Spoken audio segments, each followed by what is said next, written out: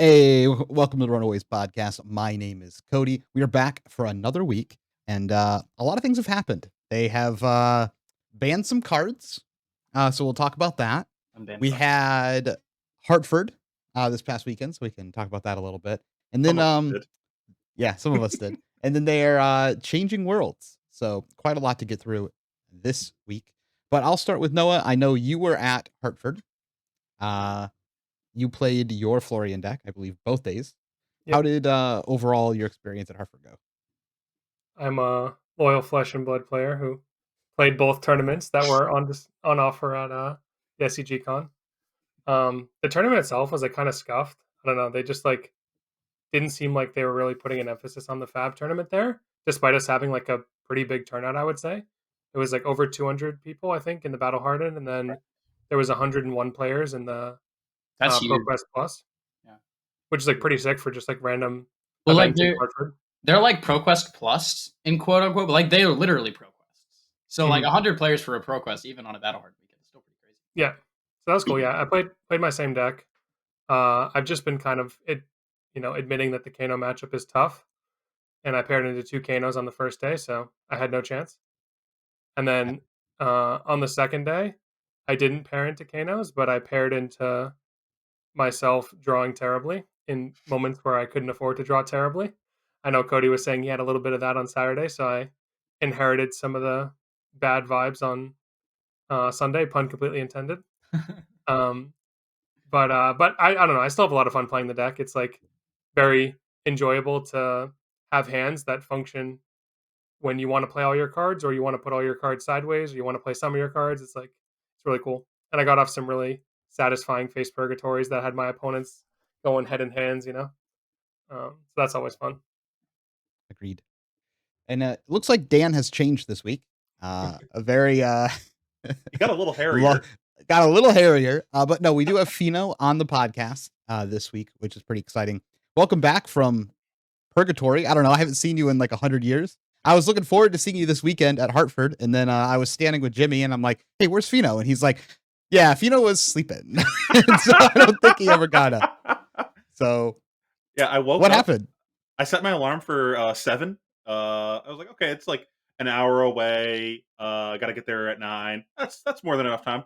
I hit the snooze button once, and then the next time my alarm went off, it was past 9, and I was like, "Oops." So then I just went back to sleep. I missed the event. I was planning on playing Azalea. It was the same list that Connor and James brought to the event. Connor, he got 9th, right? 10th. Yeah. 10th? Oh, yeah. Not even 9th. What a scrub. It was this New Horizons version of the deck that's been floating around. I named it Cosplay Lexi. I made a couple modifications to the list that was floating around. I think someone won a ProQuest with it. I don't remember the name of the guy. Will Bradshaw sent me the original list of it. And then I just took out the things that did not say arrow anywhere on the text box, the rabbles and the E-strikes, and replaced them with things that said arrow somewhere in the text box. And it smoothed out the deck significantly. I really like it. I think it was a really good pick into the meta. The meta kind of shifted into Earth heroes and things that beat Earth heroes, and you beat both of these things. So I thought it was a really good pick for the meta, but it could not beat my bed, unfortunately. That is a strong debuff you had there. Lucas, you did nothing this weekend. So how do you tell us about it? Yeah, I think I played more Flesh and Blood than Fino did. Probably true. Yeah, given one of us signed up for a Battle Hardened. But I played at my locals, actually. I just got together. I played an Armory on Friday, actually. That was exciting. I haven't done that in a long time. I played Verdance. I went 3-1. I lost to one of my homies on Prism. It was a lot of fun. I got my Storm Striders, I think, stolen. Unlucky, but I guess we'll find out. If one turns up in the next couple of days, then I guess maybe not. But otherwise, we'll have to get another one. Wait, somehow I even plussed compared to Lucas? I didn't waste money on the Battle Hardened and scrubbing out, and I didn't get any of my cards stolen. I made money by not playing. You're definitely a lot higher EV than me. But yeah, I've just been testing for nationals a lot. This was also my last week of school. this last week. last Tuesday was my last day of class, and so I had a few finals to finish up after that. But since then, I've just been grinding. Obviously, we have negative time, which I'm sure Fino and Cody will get into later. So yeah. Sweet. I went to Hartford. I played in the Battle Harden. I just brought the Florian deck, and it was like the worst the Florian deck has ever felt that I've played. I lost more games that day than I've lost in the last month of tournaments that I've played with Florian. There were several games where I didn't cast like CMH, Felling, or Plow Under in none of the three of them in any of the games. And I was just like, I don't know what's happening, but it was not my day. So I kind of like just dropped, went and got food, which is great because Bears Barbecue is like right next to the convention center, which is always a good time. And then on Sunday, I played the Vibes tournament, which is another TCG. They're having a 20K there. I entered that with James and Dan, and James and I actually ended up getting top 4. We both ended up losing in top 4, which is unfortunate because we almost got to go 1-2, in the finals against each other, but it was fun. It's the first time I played a card game that isn't Flesh and Blood, like competitively in a while, whatever you want to consider competitively for Vibes TCG. But literally called Vibes TCG, but best we can do. It was Battle Spirits was probably the last one, right? Yeah, Battle Spirits was the last one, and it was just like That wasn't competitive. it reminded me a lot of like how close the skill gap in Flesh and Blood has gotten over like since I started playing. Like when you started playing and you were just like completely skill gapping people, and now like you like skill gap people on like a turn, and that like wins you the game. Is kind of like how it feels now. And going back to like a different card game to play, I really appreciated like how much just the average player has grown in skill at Flesh and Blood, where I'm like seeing my opponents make massive mistakes, like just fundamental mistakes. Obviously the game's new, so it's like whatever. But like I don't see that as often in Flesh and Blood, especially when I'm, playing for real prizing. And normally you just see like a micro mistake here or a mistake on a turn, or they mess up a cycle, and then you're like, boom, that's my edge, I'm in, and you take the game from there. Or you just have like an inherent deck advantage. So it was a good experience overall. It's weird. It's almost like we're playing a real game now. It's awesome. Yeah. Yeah, it is quite funny you bring that up. Actually, that I remember there was like one game in a Florian mirror that I played on this weekend where I was like down super bad early, but like you were saying, I could just have a couple key turns where they bled like 1 to 2 value. They just do that enough times that you get back into the game. Uh, and yeah, it's definitely like less pronounced than it is in other games where they just like clearly have a bad fundamental. This is more just like, oh, they inefficiently A-B'd and like took one more point than they needed, or just like some super tiny thing that adds up over the course of the game compared to like a whole strategy error that they were basically never going to be able to win. Yeah, I think one thing that's cool about Flesh and Blood with that actually is that in other games, when you make those kinds of small errors, like small sequencing errors, it either like comes up immediately and punishes you, or it like doesn't, like it never matters. Like it never, you like never get punished, right? There's this idea in other games often of like getting punished versus not getting punished for misplays.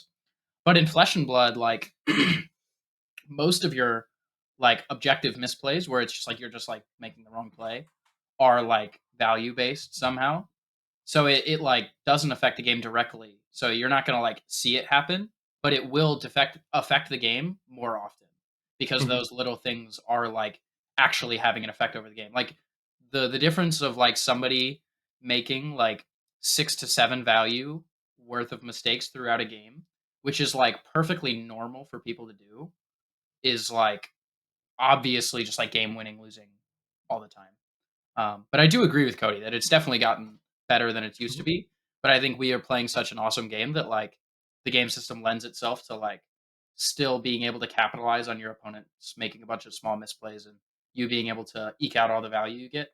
I just think it's awesome that we're playing such a beautiful game that we actually get to like maximize these kinds of edges instead of just like hoping that our shitty opponents get punished when they sequence wrong. Yeah, obviously, like the Vibes game I was playing is like brand new, and so like even I was making mistakes. I was playing a Mhm. pretty complicated deck there, and like, but I'd make mistakes, realize I'd made a mistake, and then like still win the game, and I was like, that has been like a year. Like it's been so long since I Yeah. felt like I could make a mistake and still recover from it realistically. Like a Playing at big this level because it was a 20K, it wasn't like like a local level where you can sometimes get away with that. Were you on the And same thing as James? yeah, James and I had the exact same deck. We built it What was together. it was like a pretty interesting deck. Can you describe it, kind of? I mean, it's just like Kano plus chain. Yeah, I'm not gonna go like I won't go super deep into it because it's a Flesh and Blood podcast, and I don't want to bore people with the other card game. There's But penguins on it. I yeah, there's ping. I'm stuck playing it because I got a Worlds invite, so we'll go from there. But it was just my experience was I enjoyed playing the game for that weekend. It's not a game I would necessarily play competitively like forever. Though I will be going to Worlds for it. But it was more of like a good refresher on why I like FAB and kind of where FAB competitive is. I've had And that that's how I happen. feel every time I play a different card game. I've had that happen so much, like recently, especially in like the past year, past few months, where just like I'll play some other game. Like I'll show up on Saturday and like my Yu-Gi-Oh friends will be there, or like some old friends of mine that like play Magic will be there. Like play some game, and I'm like, I'll literally play 2 games of like the everybody's like current favorite Yu-Gi-Oh format that like everybody's like, yeah, this is the best format. Format's great, it's awesome. We play it's super skill intensive. I'll play like 3 games and then just beg somebody to play the Flesh and Blood matchup I played 40 times last night. Like, Jesus Christ, dude, this is so boring. It's Yeah, just like it's so crazy to see the difference. Just I like had to throwing deal them at with 2 games. resistance tiebreakers for the first time in a long time, and I was just like, "Oh man, I hate having to worry about my opponents, like how my opponents did." Like I lost, like it's like the second to last round, and like that's when I lose, and I lose in like a pair up, and then like I win the next round, and I'm like, "Oh, I'd be like 100% locked here if it was like Flesh and Blood," but like now I have to actually worry about like how breakers work and how many of my opponents that I beat like dropped the tournament and didn't drop, et cetera, et cetera. And I'm like, "Oh, I hate this. I don't miss this at all." Yeah, I don't think Flesh and Blood gets enough credit for it. I know it's kind of like a weird system. I know a lot of people's kind of goal with tiebreakers is to like get the people who had the hardest tournaments to have better tiebreakers. That's like what most of these systems are designed to do, right? But I think a lot of the time it gets kind of muddled, and the system that we use in Flesh and Blood is pretty close to like a resistance based system at achieving this goal, but it's much, I think, less practical from like a tournament standpoint. Like Flesh and Blood players will all tell you this at like the top level. Like it's so whether or not you get boned by it, it's so comfy and like it's so safe. It feels almost just like knowing who's in and who's not. It just kind of like adds a different vibe to the tournament. I feel of like you don't have to sweat for breakers, and there's not as many of those like feels bads like, oh, I got ninth because this guy lost the last round or whatever it is. And you It's also Yeah, also have nice. more like It's also nice knowing if you lost early, like you're just dead. Like there's no Mhm. coming back. Like, Yeah, maybe their breakers are yeah, my yeah, opponent's you don't have breakers to are kill. good, and I should keep playing. It's just like no, I can just go do something else. Like Yeah, I can just if you go OT, and you're allowed to go home. no, and the more important thing is you're not hurting the people that you played in the tournament.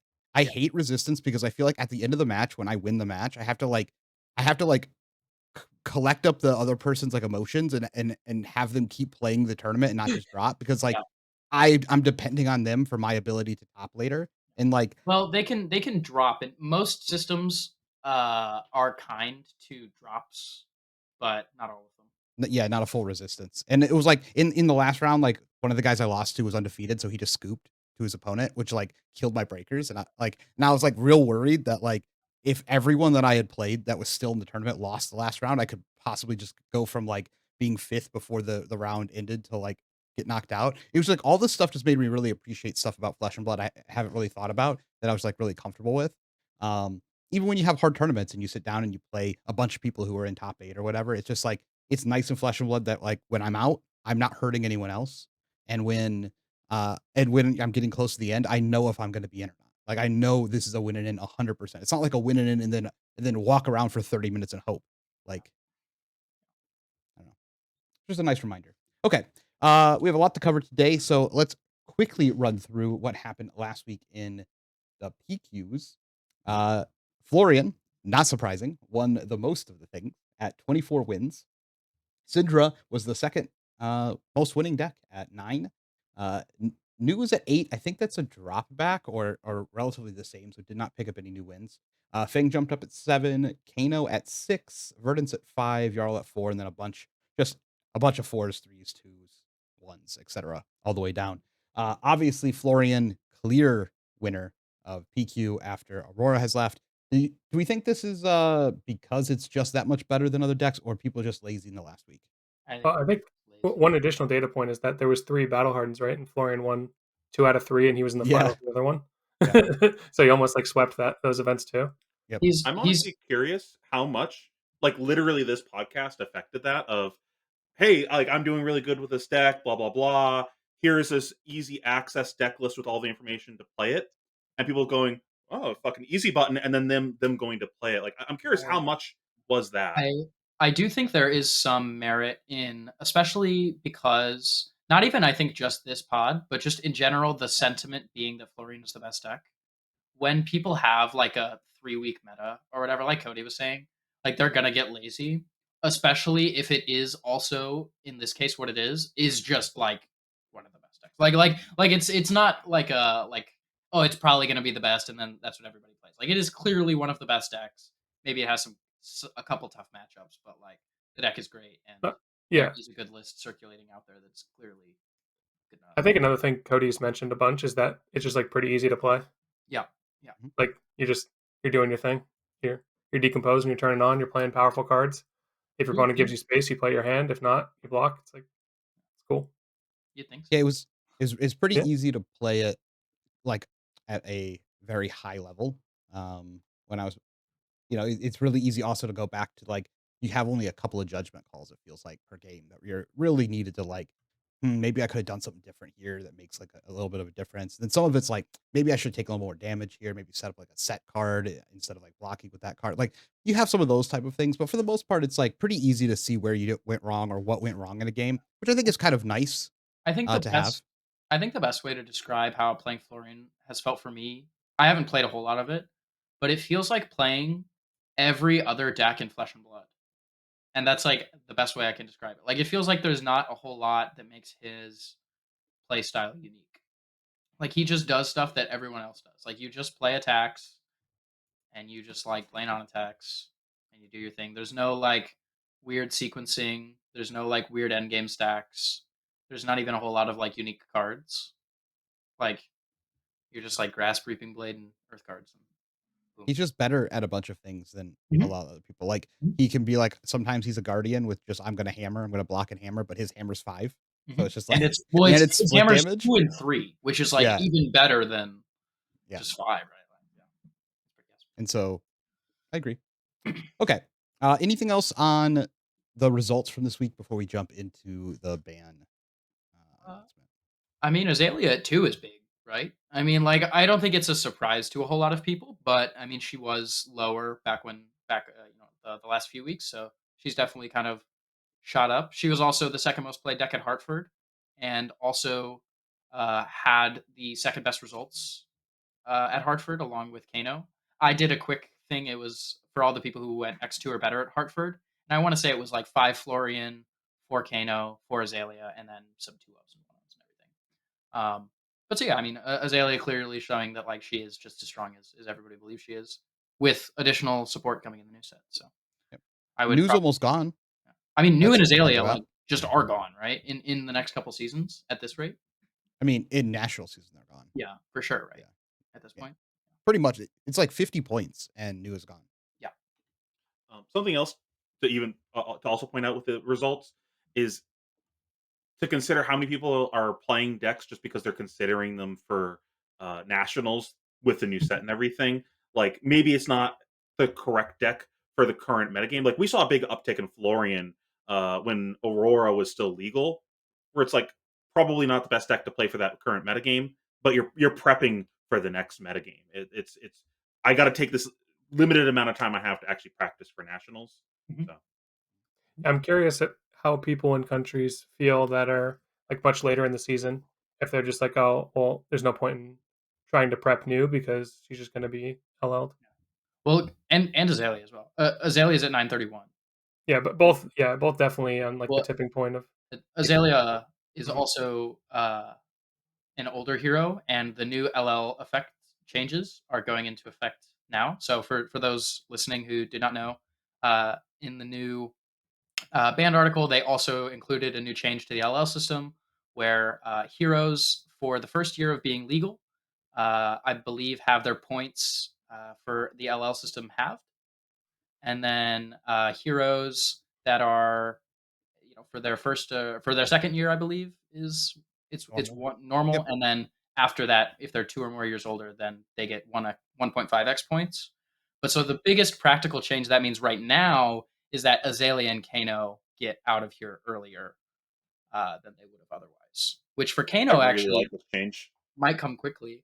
He's at 790. I just checked, and with the 1.5x multiplier, he actually might be gone pretty soon as well. Yeah, I let's really like this change a lot. yeah, let's talk about it then, since we got it brought up already. Because I've seen a lot of people back and forth on if this is good or bad or complaints. But you said you like it a lot. What do you like about this change specifically? I will say the LL system still has a lot of flaws that need to be worked out. Namely, a lot of the player specific things of how players can interact with it. But I think they've ironed out a lot of those, like us doing gem deck list registration and then having to input our Yep, heroes I love eliminates that. a lot of the shenanigans that could happen. Mhm. But we still have the issue of you brought it up last week in the pod of and multiple times in the past couple pods. The finals of events don't necessarily always play out. So you're not getting the natural conclusion to an event as it should play out, which leads to heroes improperly being assigned points. And you can also have malicious intent when it comes to that. And I know that like this is something that I've taken advantage of in the past. Like, hey, I don't want OG Prism to get points. Y'all want to split the top cut or whatever? Okay, I'm just gonna scoop afterwards, or I'm gonna not block. Under the old rules, I could just scoop because I don't want Prism to get points. And then Shane's going to get the points instead. And now, lo and behold, we hit Lil and she's 998. Like this was something that players could have direct impact over. And I think Mhm. that was something that still an issue that they need to work out of. There's perverse incentives when it comes to the LL system. But Yeah. as far as the changes that actually happened, I think this leads to them having the intended lifespan that they want for heroes, which I think is good. Like let heroes actually have like a 1.5 to 2 year lifespan. This like Florian was dubiously the best deck in format for what 2.5 weeks, 3 weeks, and he's already almost LL. Insane! Like Yeah, all the people that were excited, my deck's finally playable, and he's already almost gone. I think most people that are upset about the change are upset about, at least that I've seen, are upset about the change to older heroes, accelerating their living legend by 1.5x. I think all those people need to like Here it reevaluate. comes. Here it Choose your words carefully here, dude. comes. So many enemies. I You need think a minute to that think. I think that those people are wrong. Is what I'll say. Noah, you've been chomping at the bit to get in here on Yeah, some yeah. of this. What do you I, think? Fino spawned an idea in my head of like why they might do this process is kind of leading into the next topic, so we can return back if we need to. But the fact that they're actually caring about LL as a format means I think that they're okay with heroes like old heroes hitting LL faster because they know that there's like naturally a place for them to go since they're prioritizing LL as a real competitive format where it's like okay if they let these heroes LL, all the people who would be mad, like Lucas was saying, they at least like have a place to play their heroes, and there will be competitive events to support it, even if they suck. They Yeah, like have a place to always play their hero. I can be Yeah, kind now if we want me to. no, I think that makes sense.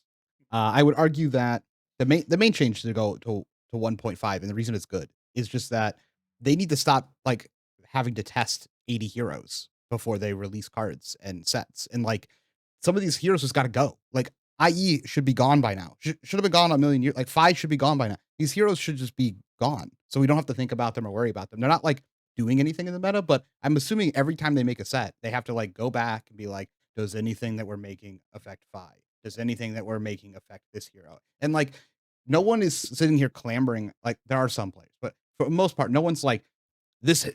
I miss this deck needs to be good right now, or they're like trying to force it through or whatever. It had its time, and then it just couldn't get out of the meta. And I think these are changes that help with that. Also, if they do release something that's broken, that was intended for heroes that are in the game right now and not old heroes. I'm looking at like Viserai, for example.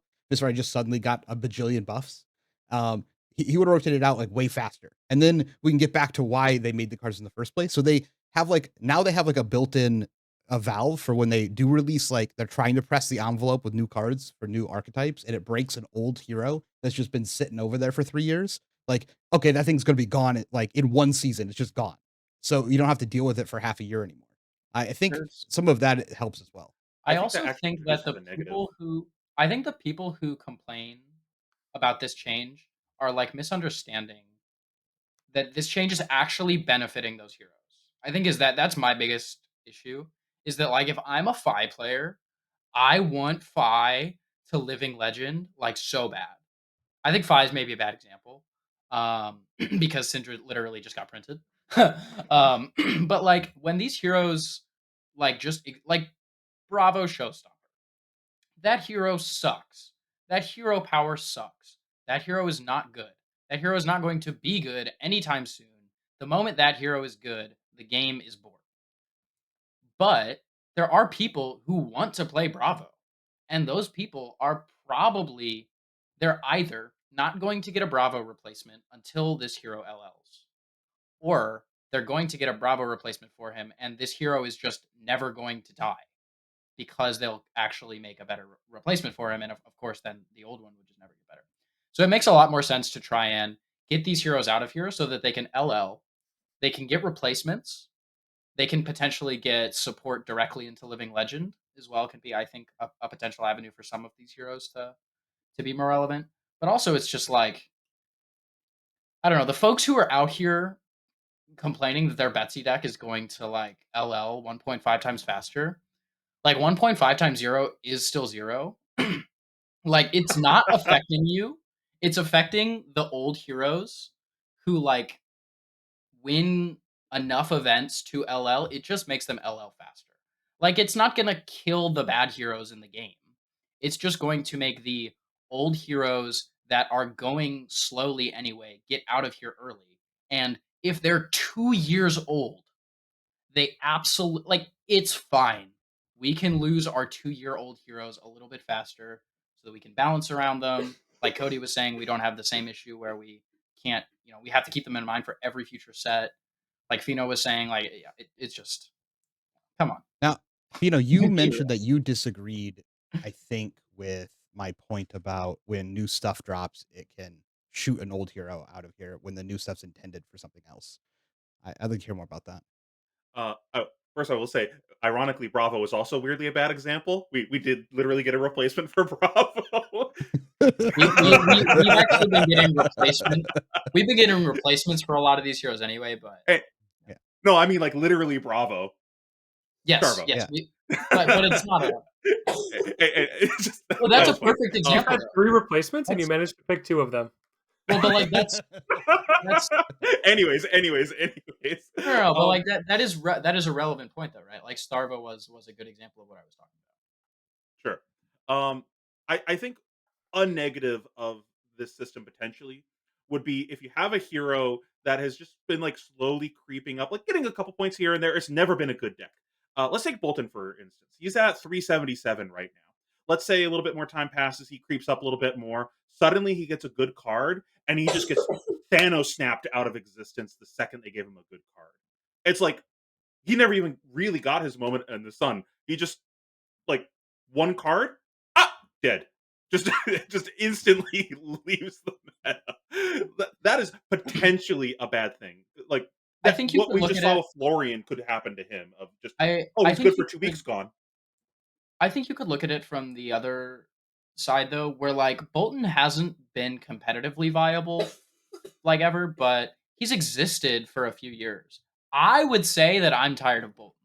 Like I wouldn't say that I'm like exhausted of Bolton, but like if Bolton LLs, like even Bolton players, like maybe they get a new Bolton or maybe they get a new Light Warrior or like They need a they'll new find a Bolton. real hero to play. Like Well, Yeah. think about this from a like card printing think about this from a card printing perspective. Also, imagine they say, "All right, we're done with this hero. We want Bolton gone," and they print a Bolton card that makes him actually good. Like they just print a card and now it's instantly like unplayable.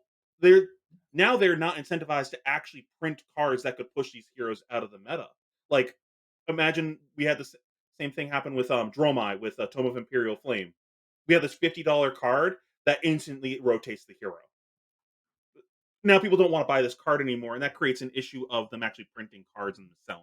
Do you think that they should alter their design process around that so that they design cards that are primarily powerful in multiple heroes?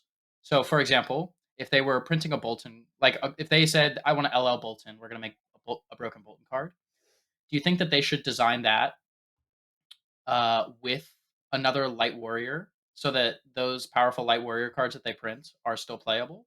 Or do you think Yeah. that they should design, because I think that's like not an issue with an LL system. I actually think that's one of the biggest advantages of the LL system is that you can have these quote unquote like feels bads, but it's like somebody gets their time in the sun and then they get replaced. And then Get her a after cough they drop. and then after they go, but you I know what think I what mean. they did with I think what they did with Bright Lights is a really good example of that. Where we got this hero that should have LL'd a million years ago. Theoretically, when that set came out, it should have probably rotated off of that set. Like, oh, we got these neck cards, Dash will be gone. We immediately have the replacement for this hero. I think that's my favorite way of them going about the system. I don't like this. Well, now we have X amount of years without the hero. Like we still don't have Dromai. Mhm. I do really like though with Aurora that they said this is how long you're going to have to wait, and now you're not feeling like oh I'm never going to get to play this hero again because who knows how long it's going to be. I think that that little bit of tease that it's coming out soon is really helpful, but either it's coming out soon and actually having a good turnaround of making these new heroes, or it preemptively coming out really helps Okay, solve that problem. but I have to ask y'all opinions about something. Do you think the retrains we've gotten so far have actually been successful? I mean, Like, do you Prism has think been. New Prism? So what I was gonna say Some is of them, success. some of them. There's two. People like it. I don't like it. Yeah, yeah, I personally don't think it's a good Here, replacement for let's what let Prism Noah was. finish. yeah. I was gonna say there's two aspects where you could define Yeah. success. One is like, does it allow you to win games? Two is, does it allow you to feel like the old hero let you feel? I think the I think replacements have allowed you to win games, but I don't know that they've really hit on how the old hero like felt to play. I'm gonna yeah. go back to So I Mechanologist with if that. I you think Mechanologist did a great job of that. You split Dash's identity up over 3 heroes. yeah. So if you identified with a specific like I wanted to play this Turtle Dash version, I can play Teklo. If I wanted to play this mid-range boosty version with the items and such, I can play Max. If I just want to like super aggro my opponent out of the game, I'll play Dio. So like you had somewhere to go no matter how you identified with Dash. If you I identified think with Aura Prism, I think the other thing though is that they actually have not said that that's their intention. It's not so that the heroes can feel the same. They have spaces for that with just like other classes. Like if you want to play Aura Prism and you like that play style, you have Enigma. Like you have Dromai. Like you have similar things. If you like the part of Prism where you're playing like aggro heralds, maybe you like Rhinar or KO or whatever the hell. But like I think what they want to do is make sure that the cards that you played are still relevant and the general play style is not overturned. I don't think they want to keep the same play style, but they want to have something similar. Where like Vincent is not chained, but she can take a few turns and set up a big banish zone and then have chain style, huge double triple rune gate turns that can go pretty crazy. Like Prism's not aura spam old Prism, but you still play double aura and then like have this snowbally game plan where eventually you just basically win. Like Syndra is not Fi, but you're still an aggressive deck that pressures your opponent's hand and has is so boring. I was gonna say it has some interesting sequencing decisions, but good god, that hero has nothing interesting going for it. I But think the if Enigma somebody, analogy if though is pretty good. Like I'm as a Prism person that was upset with Prism, I was very happy with Enigma. I was like, okay, now I can go play something else that at least kind of scratches that itch. It didn't need to be exactly Prism, but I had somewhere to go that it, scratched that it itch. shouldn't be, it shouldn't be exactly Prism. If you, so I think that if you want to play a hero and you identify, it's It's tough hard. because Prism was such a unique style of play. It's like, I think oh, You lost Bravo, go play Victor. You're still just going to put cards sideways and block with them and smash your opponent with Spinal Crush. Like, it's the same deck. You're still doing the same thing. Where, like, Prism specifically, it's like, oh, Kano left, go play Verdance. It's like nowhere close to the same thing. This is why I think the only solution they had is the one that they did. Kind of. I'm like I was super hater for the first day, I think, of them basically forcing LL format as a competitive format down our throats. But like, for if they want these play styles to remain as a part of the flesh and blood identity, but don't think that they should be balanced, like that they can be balanced to exist in the classic constructed format, then just make us play LL so we get to experience it, because they think that this is a good uh token of like what FAB is. I think. Yep. Yeah. That's good enough. Yeah, I think Gotta go. I think we'll see how it works out. I mean, one of the things we didn't mention is that at least now, when you buy into a set, you are pretty much guaranteed a year on the set. Probably more. It's pretty hard to rotate out at half points. It's They got to essentially- really mess up. I think it is practically impossible, because a hero winning that much would, by would how trigger some bans. would Yeah, 100% get e-banned by LSS. But yeah. So Oh no, we printed another hero that tutors for positive ancestry. And we unbanned it. Oh, no. could you imagine if like 3 years down the line, they just like print a combo hero and they just forget about it again? So I do think that that's good. And so you can feel a little bit more confident buying into a hero that just comes out, knowing that you're going to have some time with it. Let's go ahead and talk about what got banned and unbanned, since we've already mentioned it, and then we'll wrap up with LL at the end of that. So Count Your Blessings is officially banned. It's gone. All of them are gone. Everyone rejoiced. Germinate is banned. Scepter of Pain is banned. And for some reason, Bonds of Ancestry Red is unbanned. And that's it. That was all the changes. Some big changes, but not not some things are dubiously missing from the list that was expected to be there. But for the most part, I think most people are pretty happy with these bans. Any direct thoughts? Yeah. Where the hell is Open the Floodgates? Yeah. What are you doing? Come on. Why no Kano bans? Come on. Or Kano unbanned. Give us back Tome of Aetherwind so he turbo Get 'em outta LLs. here. Yeah, it's already a fake. Yeah. Fino and Cody already think it's a fake event. Just use it to get Kano out of here. Although, I mean, That's do you guys think that's potentially legitimately part of why they did not make a Kano ban? If they have this new 1.5 system and Kano only needs 200 points, I think it's kind of funny. I think for most of Kano's lifetime, I did not want LSS to just say, we'll make him broken and just let him LL. But I'm kind of okay with like 200 points in the current point distributions. I can live with like a month of Kano just like winning every event and then LL. Like you guys can have your fun. I'll go play like VODs or something and then I'll come back. I don't like them using LL as a form of balancing the game. I've never liked that. When they did that with Lexi, I thought that was cringe. Like just ban some cards. She's fine. Let her ride out. I do not like it when they do that. Kano is a deck though that just like shouldn't exist in the game. Just get rid of him. The only way to balance him is by getting rid of him, and then give us Blaze, because I think Blaze is a much more interesting hero and has a lot more counterplay, and is way less degenerate. Or just some other CC balanced wizard that scratches wizard players' itches and doesn't kill you from 57. Like, yeah, I don't want the wizard players to be like, you don't get to play anymore. I want them to have a replacement, but like Kano's just not a easily balanced hero. If they keep banning cards, you're just going to gut the hero completely, and you're just going to gut the class completely. It's like, how many bans you have to make Kano balanced? Well, it's fundamentally he's just the hero that gets to play all of the wizard spells and makes the best use of all of them. So like if they're good, he's gonna make too good use of them and they're gonna get banned. And if they're not good, they're gonna be blue zaps in the other decks. Like Yeah, we'll see what ends up with Kano. As you notice, they banned nothing for Ranger. Not a single thing was touched ahead of time for Ranger. Well, to be Second fair, I saw that, I rebought all my Ranger cards.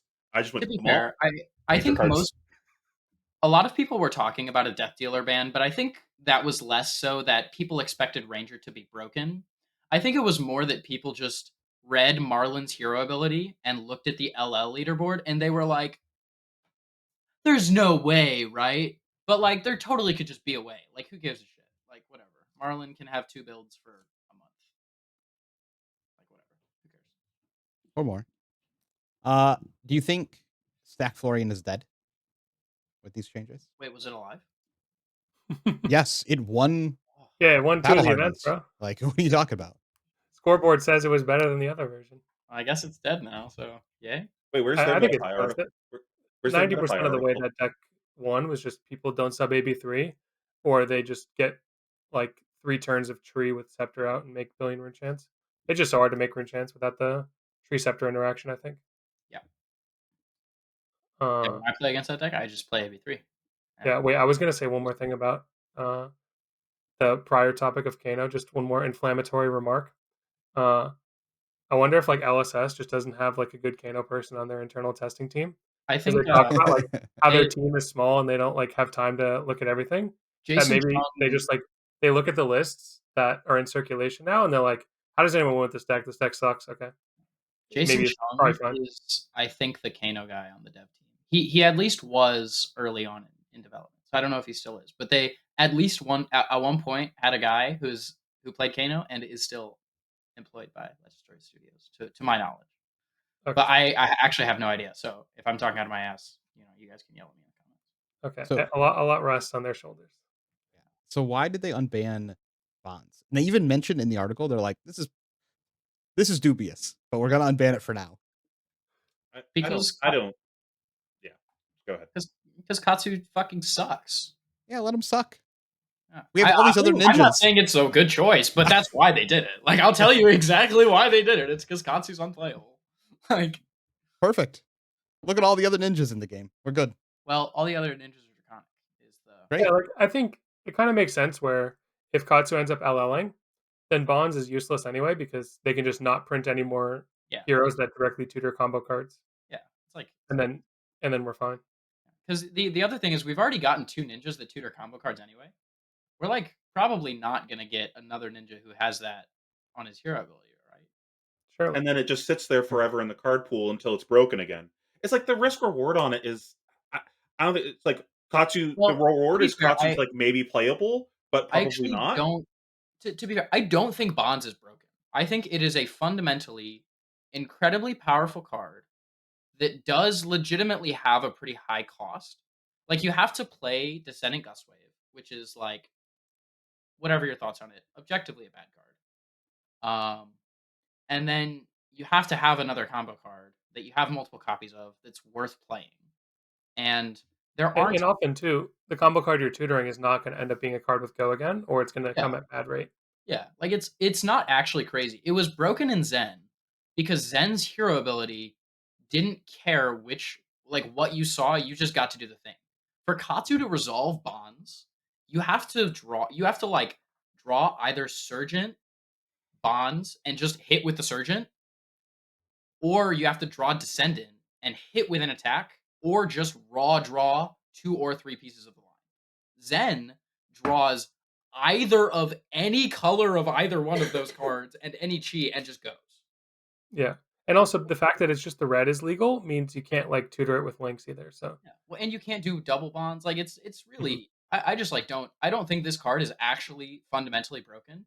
It's a 2-for-1. We have a million of those. It's just not cool when you can play 9 of them and then 6 gust waves and any chi is just okay, cool, I resolved this 2-for-1. Oh, I think I it have really another one of limits these the pieces. I design. resolve this 2-for-1 again. Oh, I'm I think it also really playing limits the Zen. design space of Ninja, though. That's the big thing. Like it's either broken or eh. I don't think it limits the design space at all, honestly. I literally think it was just that making a hero that can tutor any combo card in your deck with no restriction with Well, 9 I bonds mean, was a I problem. mean the I mean the current restriction is it just has a hit. Yeah, it's a So huge restriction. That's like well, huge. sure. a specific card has to hit, right? Because like you It's have to Yeah. have a it's card that not that goes it is. before it. It's yeah, you also just have to have this like a gust wave, which Sure. you can't do without playing a below rate card or playing surging strike. Like Yeah, but you always had to do that. Not when you played Zen, which is why it was banned. It would have gotten banned out of Katsu. Maybe the blue and yellow, right? Because I mean, you had to search. You had to have one half of it and search the other half of it. yeah, Either but you direction. had to start with the starter, which is Yeah. like such a big cost. Like it's just like infinitely more. Like there's counterplay around it. People can deal with it. All this stuff. Yeah, I think It's it's so just much not more broken. fun when there's Yeah. counterplay from the opponent. Without Do you Zen's think? durability, there's just actually no reason that Bonds breaks the game. Do you think this is just a floodgate to protect against Gravy Bones by adding another on-hit hero to the when they're putting allies on the board?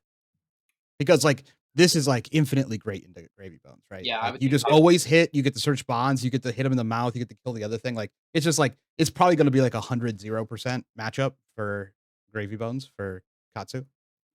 I think that's like assuming that Gravy doesn't have the or the adaptability to just like not play as many allies, which is very possible. We don't know all Yeah, the cards we yet. haven't seen it yet, Yeah. and they haven't even given a weapon, so it's a Yep. little Yep. like pretty With the current, hesitant on And with the that. also, current card pool, it seems like Gravy has to be super ally heavy, and in that case, yeah, Katsu, I'm sure just we wins. Yeah, still I'm don't just know. wondering if this was a protection against Gravy being too Yeah, strong. it's a protection, but we also don't know what other types of disruption exist, right? We have generic pirate CNC. Who's to say we are not going to get generic pirate like other forms of disruption that traditionally have been pretty good into Katsu, who, like we've been saying, has to keep these large hands to pull off the combo sequence.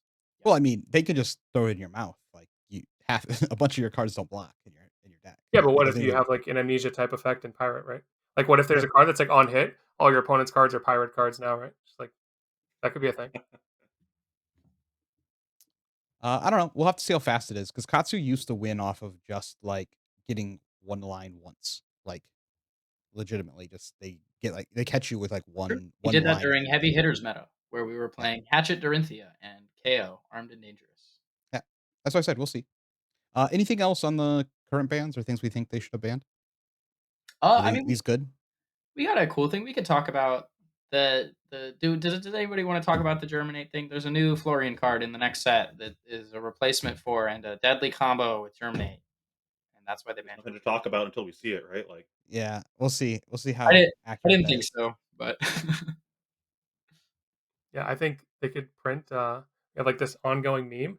They could print a blue earth non-attack action that blocked 3 and said when you play this card you lose the game, and we would like windmill slam 3 of them in the deck. So oh yeah, this Yeah, card doesn't really have to do much to yeah. see it just play. has a block for 3, be blue, and be an earth. That's it. Yeah, I think we should probably talk more about CYB and its impact on the game and league. We kind of skipped over that, but we also have like a bunch of questions about that, so we could also Yeah. hold off. I was happy leaving it at and then waiting for Yeah, the question. I think everyone's happy. I do want to talk about LL.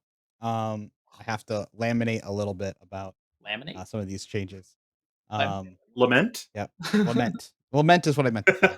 Uh, he's laminating all the cards that he can no Those longer guys out play here so that he I stuck. can can no put longer on the play. wall and cry. So first of all, LL is at Worlds, which I like that change. Well, I liked that change before I saw the bans, because I was excited to actually register Chain again for like a major event. I was like, oh, let's go.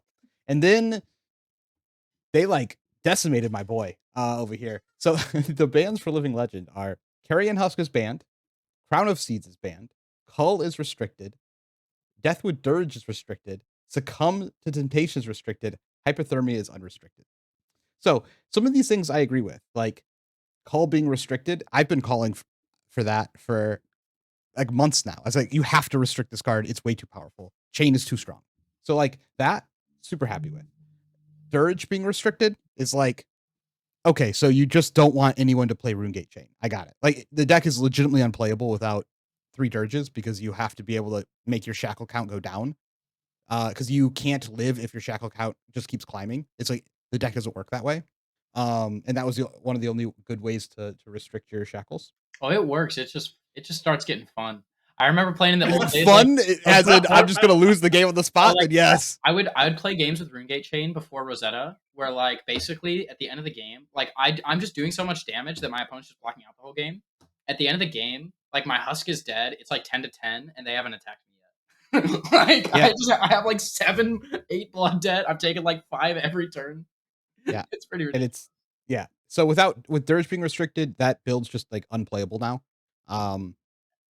In any meaningful way in a a format that is that powerful, you can't I think live in that I world. think you can probably at least try some cute stuff with the, like, Quillhand Scaletta stuff. I think there is some stuff that you can do there. There's, I like, mean, powerful engines, but you could definitely at least still play the one cost rune gate, right? yeah, like, you Yeah, can but play yeah, you're some number always of playing that. RuneGate cards. I agree that probably just playing full on RuneGate, like, no other attacks is not real, but I do Yeah, think that you could play some number of RuneGate attacks in a chain deck. you can play a couple. Anyway, the deck is dead. There's just the way that it was being played is not playable. And they have made that decision.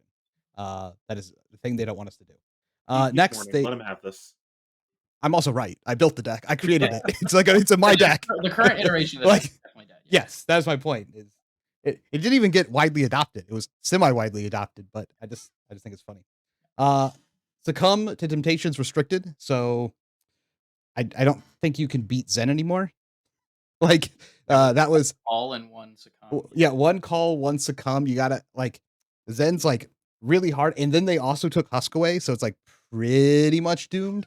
It's just Um, it's just play, like, Scaletta, Quillhand, Prey, right? You're just like, go yeah, first, draw like Art of War, hit for Shackle, yes, maybe have chance.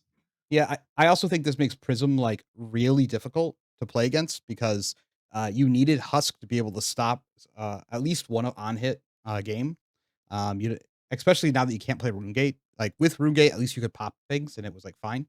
You can't do that anymore. And when they still have like Warmongers, Arclight, and Judgment to throw at you, it's like pretty hard to ever play any reasonable strategy to Prism that's willing to do any of those things to you.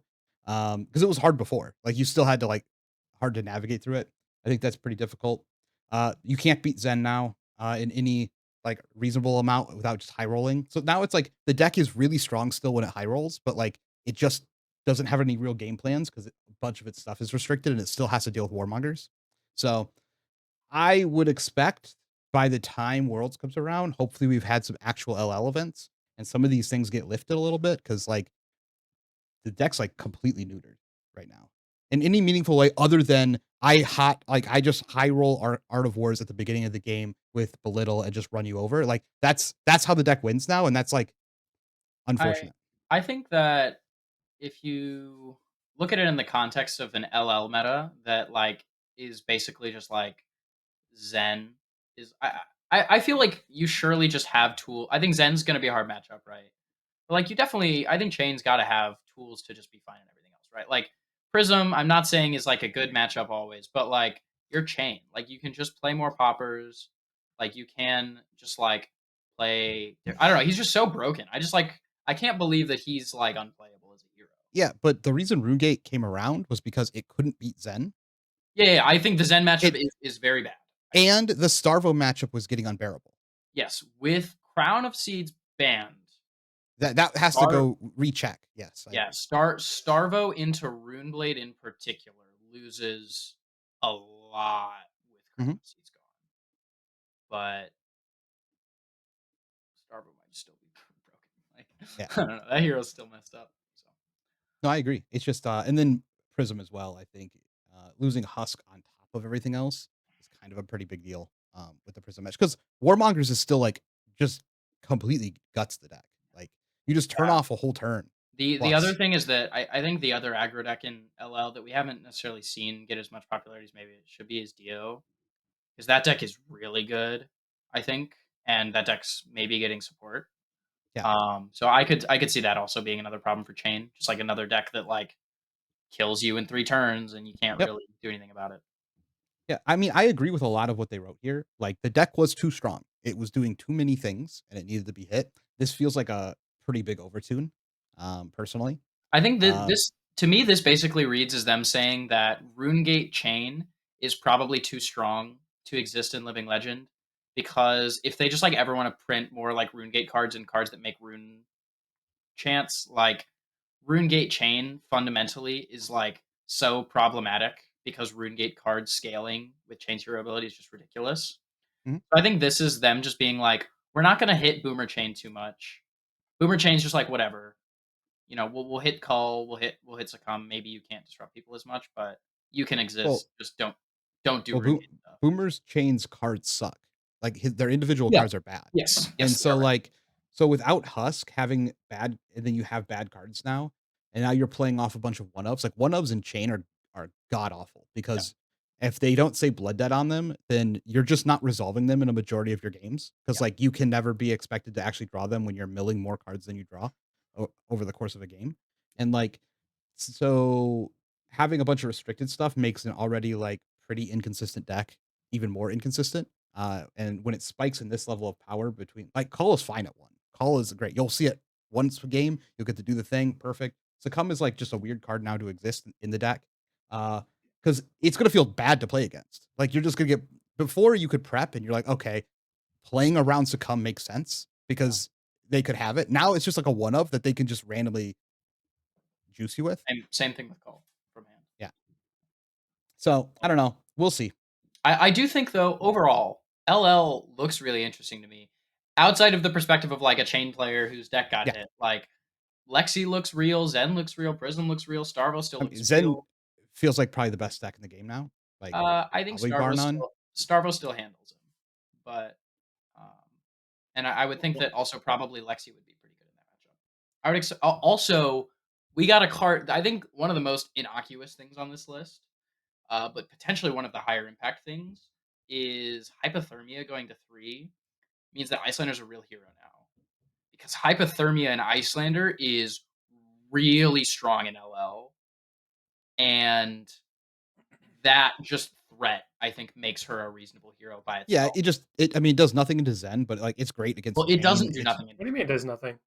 It just destroys Zen's whole identity. All his cards get go again from Yeah, having so certain stuff happening. some of his cards don't, but a lot of his combos do. Like he can't chase the tail, he can't aspect of tiger, sure. he can't play bonds, and when But you're Bond's that playing, one, no? Like yeah, I mean he has bonds, to be going for Sure. chase the tail That's lines more accurate. often. That's accurate. yeah, I was thinking about a lot of the other attacking cards. well, You're so right. Zen's never gonna get time walked by hypothermia, Yeah, yeah. but It still So has you're gonna playable play like Zen's hand. 15 also left. never gonna do more than like 15 damage through Yeah, hypothermia. Yeah. fair.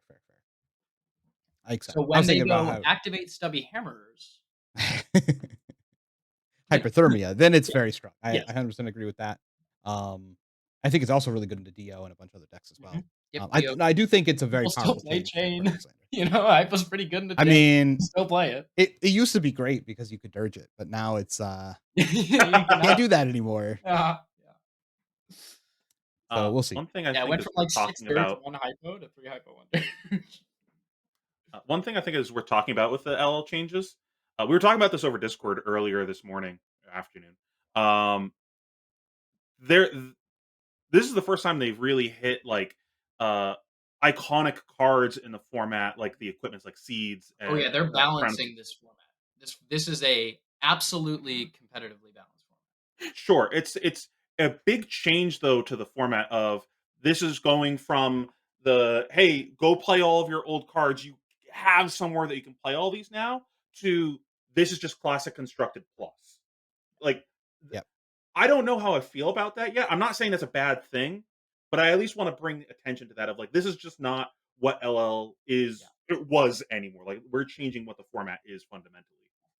I agree. I had that feeling when I read this announcement. It definitely feels like whatever we have been told in the past is what LL is supposed to be is no longer what LL is supposed to be. Like it is, like you said, it is not the casual format where you get to play cards that you used to like in heroes that you used to like, and you get to do all the fun stuff that you just do whatever you want. It's not vintage. It's modern. Yeah. I'm I'm a little worried that when we actually sit down and dig into the format, like really dig into the format, like Yeah. we've spent time on it Yeah, when it's we were like prepping for some stuff.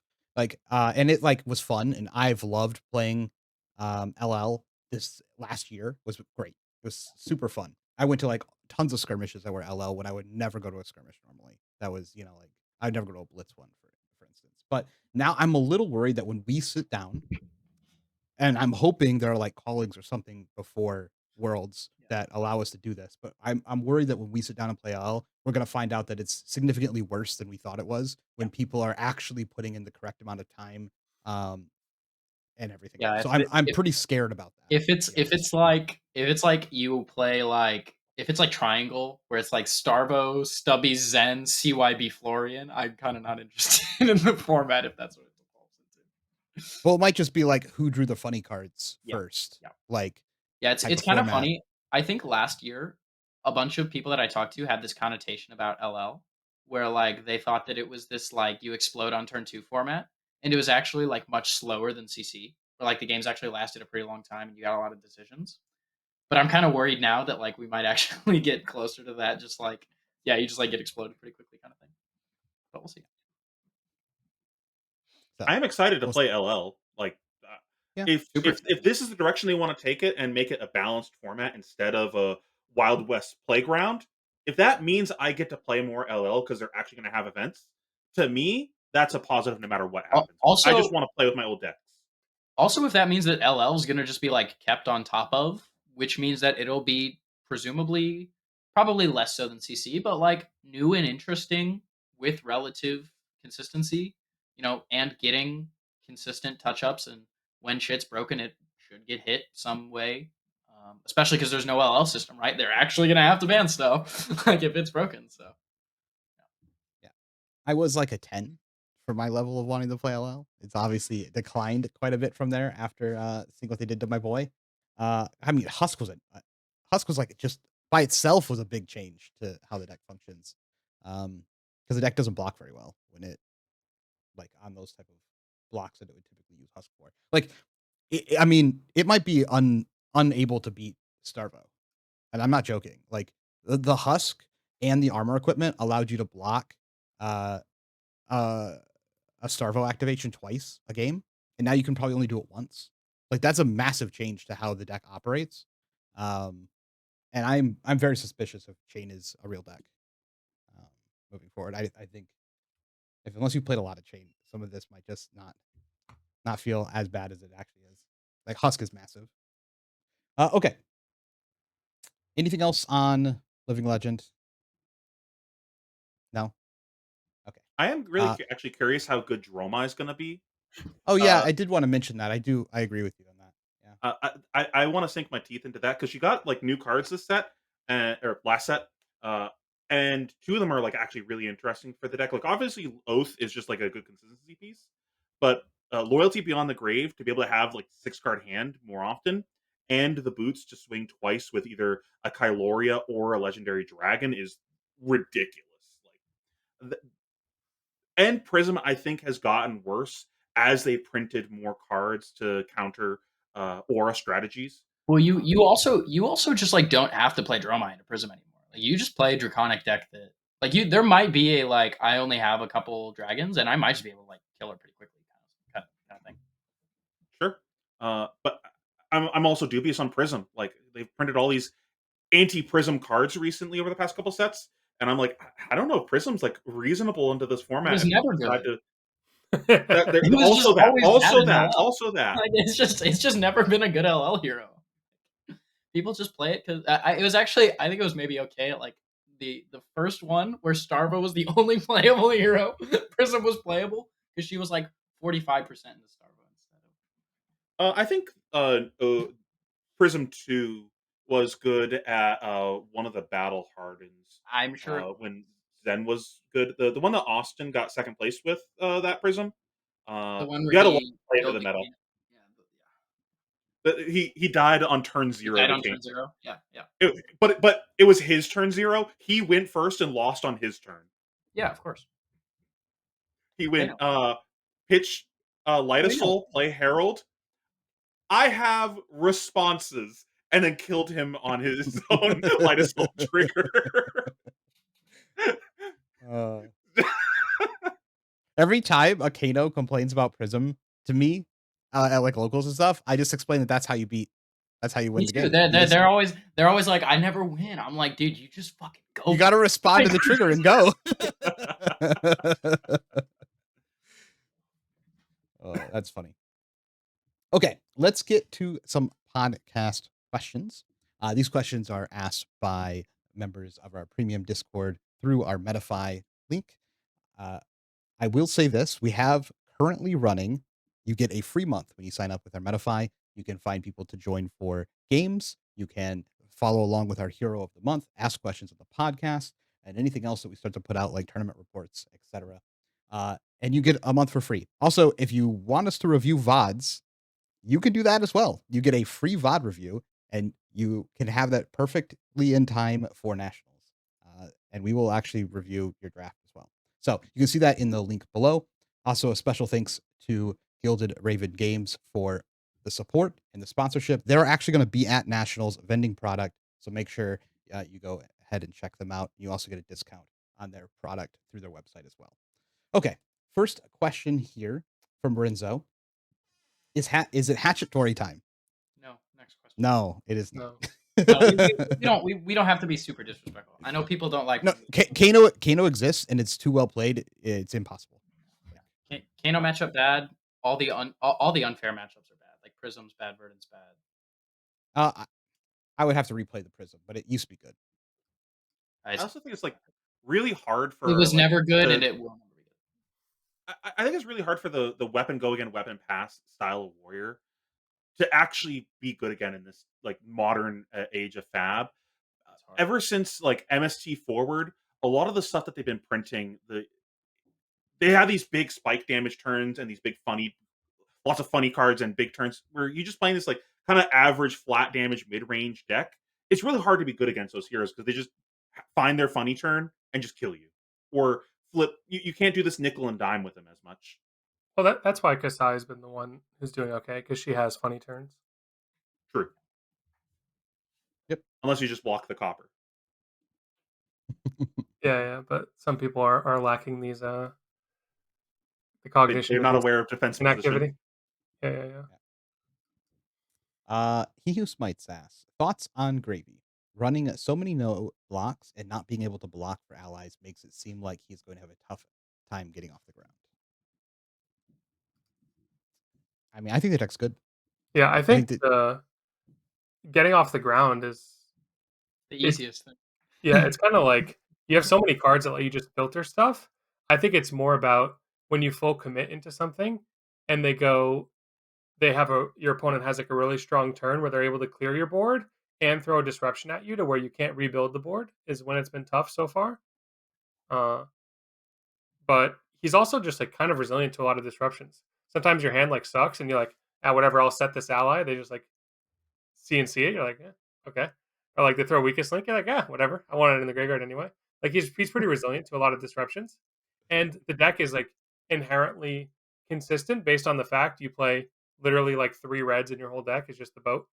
Like your whole deck is yellows and blues. So you're never really struggling for resources to be able to fund your turns. And the chess piece is just like Kasaya on crack. It's just like literally every turn you have a bonus mana. So I think I think Gravy is looking like really strong. It just like we mentioned about unfair decks, we have to see how he fares into like those kind of like uninteractive strategies. Yep. Also, it's like he still has a whole set to get because he has an armory and a set with a bunch of cards that were missing. So yeah, he also just doesn't have a weapon. He's doing so much for someone with like a 20th of the card pool. Of, like, I said this on like the first week of spoilers. I think it's very possible that they balance Necromancer around not having a weapon.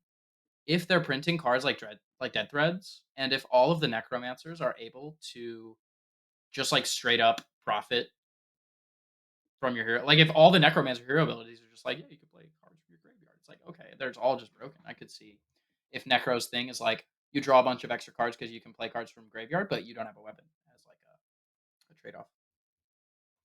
The thing he has right now is an offhand, right? Yeah. So he has to have a main hand to equip it, right? No. You can always run double offhand, right? You can't have 2 offhands, but you can't have 2 offhands. But you don't have to have another weapon. Yeah. Okay. So you can't play like Lantern, but you don't have to play something else. Okay. You could play Mono Lantern if you wanted to in a deck. You just couldn't play it. Yeah. But yeah, I think the other thing too about Gravy is like the offhand. If they do give him a 2-handed weapon, it's going to take a lot for you to not run the offhand because the offhand is like crazy. Yeah, I mean you have to run Compass for the most part. Yeah. Deck's unplayable without Compass, which also like makes me worry about Jarl. I don't think the fact that like Jarl could break your Compass is just like, I don't know. To me, that shouldn't be that. Huh? He's gonna break your chest, right? Probably. No, I'm just saying he can break your compass and it doesn't. Breaking the compass hurts way more. You Yeah. think- Oh, really? Yeah. Well, you Oh, don't it's have not go even close. again on your water. Oh, yeah. Sorry, I was thinking. I don't think this should exist in the game.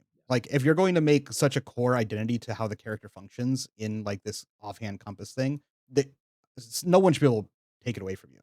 Like, that feels like if you just sat down across from a hero and they're just like, your text box is blank now. Like, You got Well, dishonored and you couldn't do anything about it. It's like, Yeah. I was gonna say I think it's interesting though because there is like what is interesting about it? There's no counterplay. Like, so if it's because the compass isn't like the only way to do anything. It's because you can't oh, you it don't is, bro. just You it literally is. can't play the deck. It's the whole. It's literally a hero ability that. no he's supposed to have. I'm not saying that like it's not backbreaking. I'm saying that like the game doesn't end on the spot. So like if it happens in the late game, like you can just kill them. But like B, it's also just like is like a thing that you can theoretically build to deal with. Like you could just build your deck to have maybe you want more go agains or whatever it is. Like there is counterplay. Although I do agree that it is kind of interesting the level to which we've gotten like non-interactive If you disruption in the so like most recent sets. if you think about it like that, right? Jarl. Like if you think about it in a math context, if they kill your compass and you want to continue playing the game, you have to every single turn of the game draw one additional go again card. Because basically, like they just pummeled you for the entire game. Yeah. Or like I'm they gave you an IP for the I'm entire not game. saying it's not backbreaking. Like I think you will lose most of the times when that happens. I just don't think it should exist. Like, But it's like the whole point. The whole point of the game is to like kit out your hero with how you want to play the game, and that's how they've made this game function. And then like some things have trade offs. Like if you block with his helmet, you can no longer use its ability because it breaks. Like, okay, that makes sense. But like you're coming into the game with like, here's how my hero functions. This is a hero based game, and it just does no longer functions. Like you just, when you get like sleep darted. but that's one turn. And you could It's not block. the whole game, and you Like- can block. What about You can't stop this. It's not like I can remove the counter afterwards. It's not like I'm just like if I you know what I could mean? You could just get crumbled into frozen to death. I agree. you will get crumbled in the frozen to death at some point in the game. It could also just straight up get exposed, right? You can do that too. But Exposed has counterplay. I'm talking about stuff that has actual zero counterplay. Yeah, the problem with Jarl's kit is that like your opponent That's fake actually- counterplay. That Exposed? that counter that you can never tap out for the entire rest of the game. No, I but you can just experienced that have it. counterplay when I played Dromai at Nationals. But like it's a few just years ago. no, you don't need to do it the whole game. It's just the turn that they have it is You the just like turn use brain. You like Yeah, you think You about use brain of they passed You know, turn with cart and drew up, and now you That's don't know literally the four count- cards in your that's- hand. no, that's Yeah, you literally the attack with counterplay something. though. Is like as much as you Go ahead. like as much as you can throughout the game, you do it. You like attack with them if they like keep a bunch of cards. Like maybe you just keep a card. Like you don't have to. No, you don't have to keep a card. You Like can it's set up. That is just not reality. That is If just you're not opponent- reality. you're how just the like game's okay, I'm played. just gonna like keep this card in hand and then set it. Or if it's one of the turns where I don't have that, then you have expose and you can blow me. Yeah, up. that's actually just so reasonable to just rotate your arsenal out, keep a card. If they expose me, I pitch. The whole It's just deck. not. It's just like absolutely. reasonable. I am well Yeah. aware of this game plan because that was my game plan in Dromai at that Nats. Agreed. It It's was just absolutely- I can never untap. I can never tap out. I must end my turn with a card in hand every turn. Bro, The counterplay only doesn't game have that to I mean that it lost never works. to what? Dude, counterplay doesn't have to mean that you can like always prevent it. It just means that there are ways to prevent. You have a chance. You have interaction. Like that like it can work. like exposed. Literally, you can just do that every turn. But like crumble, you just lose your guy. Like there, like it's not that the strategy is like hard or like inconsistent. Like you Yeah, can't like they're expose still says your gonna- opponent can pay 2 resources to not just lose the game on turn 2. Yeah, they're still gonna cheese you with expose some of the time. You're gonna say it's worth the risk. I'm gonna tap out, and then they'll get you with Yeah. expose. You'll be like, oh, Yeah. they got me. Yeah. But like you have zero hope into the other cards. Sure, I It's think like that's Tumultai. fake counterplay, but whatever. Like what's the counterplay to Tumultai when they just like blow up your guy? I agree. It That's wasn't. also. Yeah. Agree. Agreed. It's banned. What is this Amazing. comparison? I agree. I just my only point was to go back is that if they're going to make core identity pieces of how the hero functions into side equipment and not just print it on the hero box, I don't think you should just be able to have that removed from the game. Like, I don't understand. That's not a balancing tool. That's just like you again 100% matchups. Like why are we like designing into this field where we just want matchups unplayable where it's a gym lottery? I don't understand I can why agree. this is an enjoyable way to play a card game. I agree. They just keep doing it. They have to love it. Like at this point, it's no longer like this I is think something that happens with that's what FAB. I They're was designing into it because they like it. that's what I was saying is like I think it is worth talking about. Maybe not today as like a whole main thing, Yeah. but like it is worth talking about. Like we got like felling and plow and frozen to death and crumble. Like there is a lot of cards that exist now that like basically just do a thing and your opponent kind of can't do anything about it. And it used to be where one of the biggest things about Fab that drew people to it was that this never happens. You can go. Yeah. I agree. I'm just saying that like it's different. Felling doesn't make me upset on either side when I'm playing felling. Like it's one turn, whatever. Like who cares? Uh my main issue is just like something that just breaks the core tenet of the game. Is why I didn't like Tumble Tie. Yeah, like getting Syndra getting her dagger pass over feels similar. I think maybe Yeah, I like know. I losing agree. one dagger is a bad example, but like Fi getting his Phoenix Flame like banished is like such a not fun game design. That I think is a bad example because it's like an old hero who was irrelevant for 2 years, and then they printed counterplay for it, and then it was like relevant again. So it's kind of like Yeah. that's a bad example from a dev standpoint, but like it absolutely is still a consequence that we have to face today, right? Yeah. I do not understand why it's necessary um to just have these type of polarized gameplays. Like especially when you can't do anything about uh it blowing up your compass.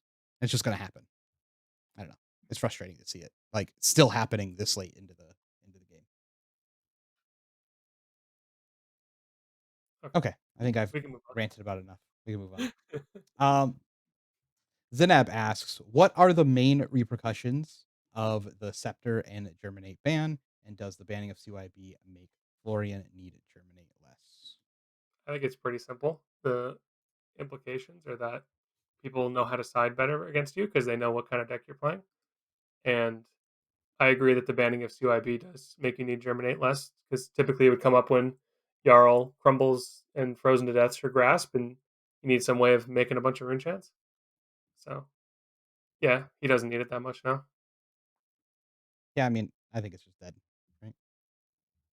I think Do you Stack's think dead. The like full ignorant deck is dead. Yeah, Yeah, you could probably do some like stack some rune chance stuff. up and down. Yeah, yeah, yeah. I do think that this made some of the decks that were weak to just ignorant block out decks a little bit better. Like decks that just can't get over your opponent blocking 3 to 4 cards every round. Though, ironically, that does also make some decks that want to block pretty aggressively better potentially because they probably couldn't play into Stack Flooring. Like, oh, this deck also wants to block out, but I can't interact with their game plan very easily, and they have inevitability over me. I can't Yeah, really think of any of those decks that would actually be good right now, but in Victor is theory, the first thing that comes to mind Um, of I a deck think that could potentially actually be reasonable. Yep. I do think Florian's win rate goes down, and mainly because you can now actually run D-Reacts into them. Yeah. Like with any deck, most decks just had to cut all their D-Reacts, just be like, just in case. And then because like it was just like you couldn't win if you had accidentally had D-Reacts in your deck. So now I think you can effectively run D-Reacts into the deck and it'll help out a lot, I think. yes, please, all my opponents run You D-Reacts into me. you can also I mean it's just like you can play however many you want, right?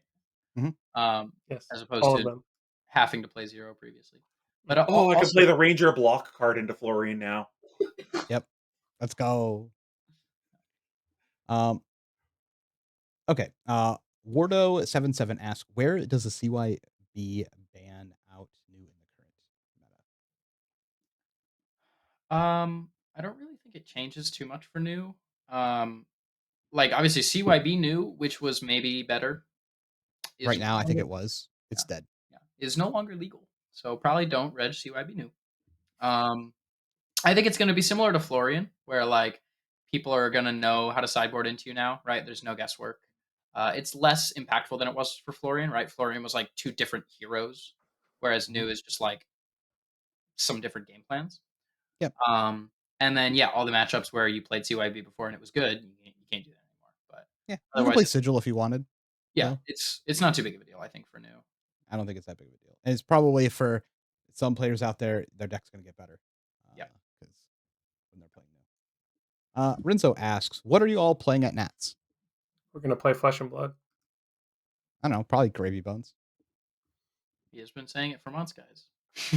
Yeah. It just keeps getting, I it just haven't keeps found a looking reason more not and to more yet. likely. Yeah, like every day we stray further towards Gravy. Yep. I'm not married to anything, but all the Ranger stuff looked good before the set came out.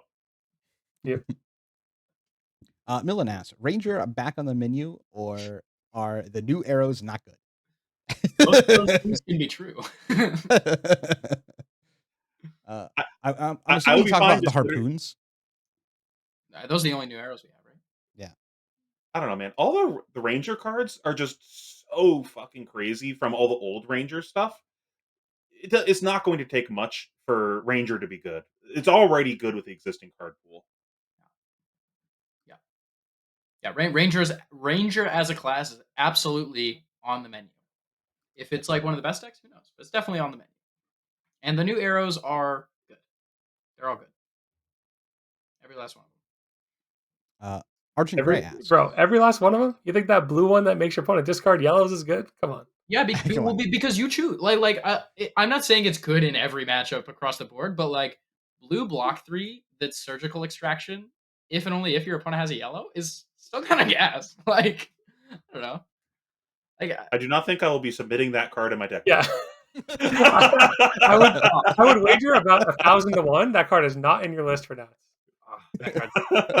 I think that card does some stuff. Probably not the. And then you play against Prism and you slide them in. Yeah, Unless we get a. They just play an aura in response and like, all right. Yeah. we have more and more decks that like do legitimately play like a bunch of yellows. Obviously, Gravy's a bad example because I don't want to discard. Yes, please discard my yellows. I would appreciate it. But like pirates say yellow in them, like they care about yellows. The second you see them shoot you with that arrow, no blocks. What do you want? Come on. You're not supposed to show me your hand. I don't care. Pick one.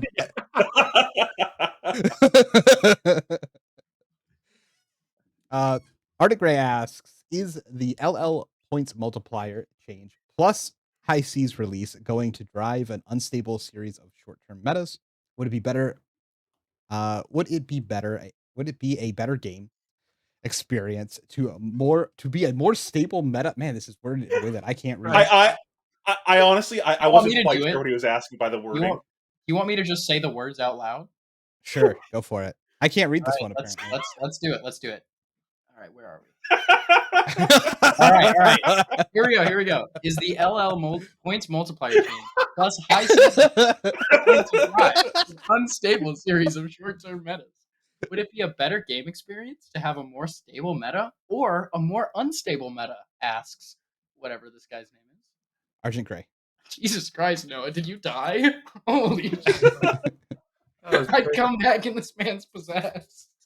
Your skin turned as pink as mine is from the lighting. Where are we, dude? Good God. I don't know what this question is asking, to be honest. I can answer. I think that it is possible that we end up in a situation where.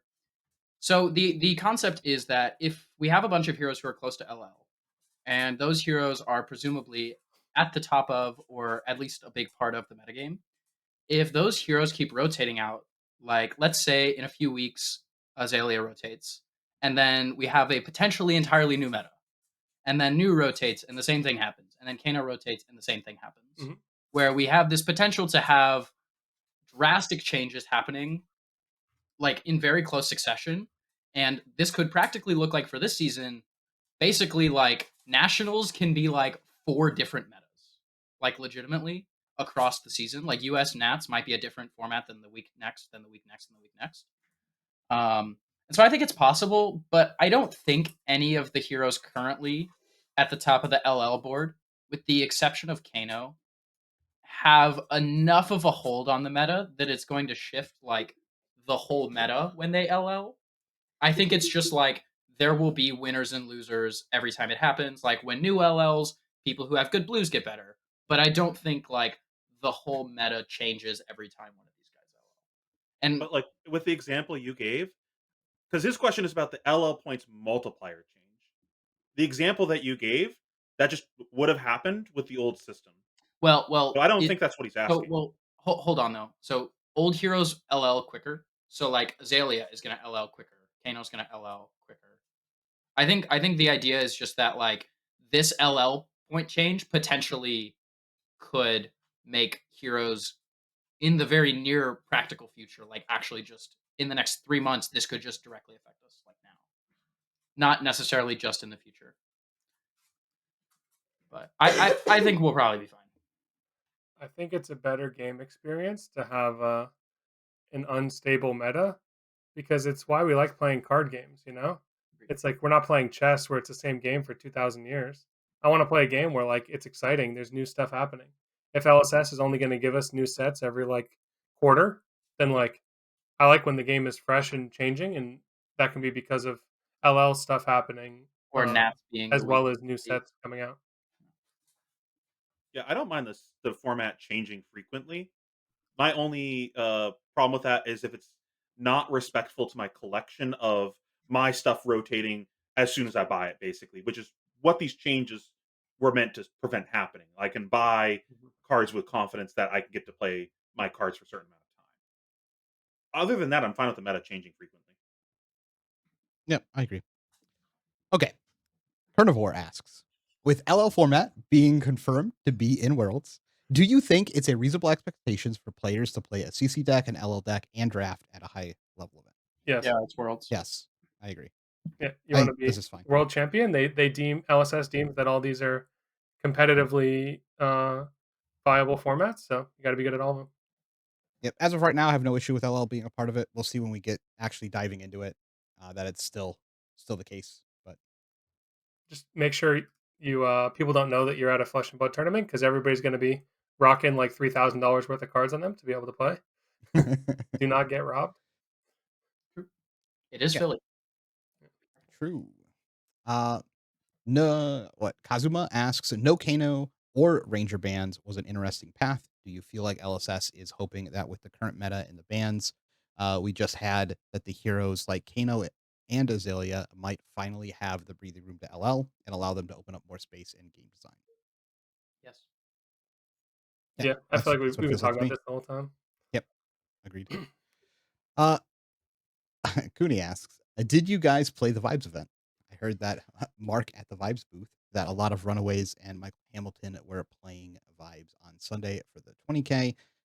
Hamilton was not there, so he was not. But it was just like myself, Dan, James. There was a handful of other players from Flesh and Blood there, like Brody and Michael Feng were all playing Vibes in the second day. I mean, it was like a $20 entry, and you just got all your money back in just like the door prizes. Yeah, the alternative was play a ProQuest Plus. So Yeah, so made sense. Paxi asks, how many of the heroes in Flesh and Blood do you think you could beat in a fist fight? probably Like, like none of them, right? Dude. almost none of them. There's probably a couple, right? Like there are some that we should probably. I want to know. No. Before we go any further, what two? You tell me what two. Yeah, what You could definitely beat Verdance. Genus? No. She has magic. Dude, she has If I magic. What are approach you her, talking I about? approach her. I Fist approach fight. her. with the Wait, yeah, no, hold on. We need a clarification. There's no Is this magic a allowed. melee- There, is this there's a no melee- just it's a fight. It's a fight. Well, hold on. No, Hold it on. says Specify, fist. Hold on. it's a No. fight. Use There's two different your eyes, bro. Fist. There's exclusively melee fist fights where it's only with your fists and your like weapons, or you can just have a fist fight, which is just a come as you are fight. No, Verdance is an Earth hero. She would abide by the rules. I agree. I think I could kick Verdance's ass. I think I don't think you could because she would just like heal through her feet on the, No. on the She. ground. I bet that she has like no formal training, and if she starts to lose, she would just allow herself to decompose. Like I don't even think she would. Like I just think she'd be like, "This is my natural life cycle," and just die. Like Okay. Who are your people? Assuming it's a no whole bar fight, Genus, what you need? End the professor. Okay, yeah, Professor for sure. Yeah. Professor for sure. Yeah, I agree. Maybe Rudy, but I've seen Rudy in person. He's a really big guy. I don't actually think I bet we would all kill Twink Chain. Who? I just do not believe Young Chain has the ability to beat people in is fine. Oh, Yeah, young we're not King. getting the young characters in here. Bro, he Oh, they has have to be the magic. adult He version? has magic. Yeah. Nah. I also thought maybe the Bard, but then I considered his Wait, lifestyle hold on. choices. We just said, wait, do young heroes count or not? Because you said Jen is what you need. I said 2 young heroes. So young Did heroes you? are on the table. Okay, young heroes are on the table. Yeah, are they allowed to use magic or not is just a big question, I think. Yeah, I thought maybe the Bard, but then I considered his lifestyle choices, and I'm pretty sure he's in much better shape than I am. So I don't actually think I could beat him in a fight. Yeah. No, same with Kevdin. Like, I bet, like, he's probably actually able to mess you up. Yeah, he's probably got all sorts of like hidden blades and shit. I'm not about Mm, that. I'm not convinced that this Lexi art in a fist fight, I feel like the Rangers are probably the most beatable. I What? think Azalea is still going to get us most of the Yeah, time.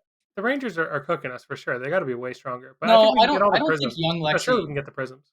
I think Lexi is physically not demeaning. I She think is she would she is an break you like a ice lightning twig. hero. Yeah, She gets punched in the face.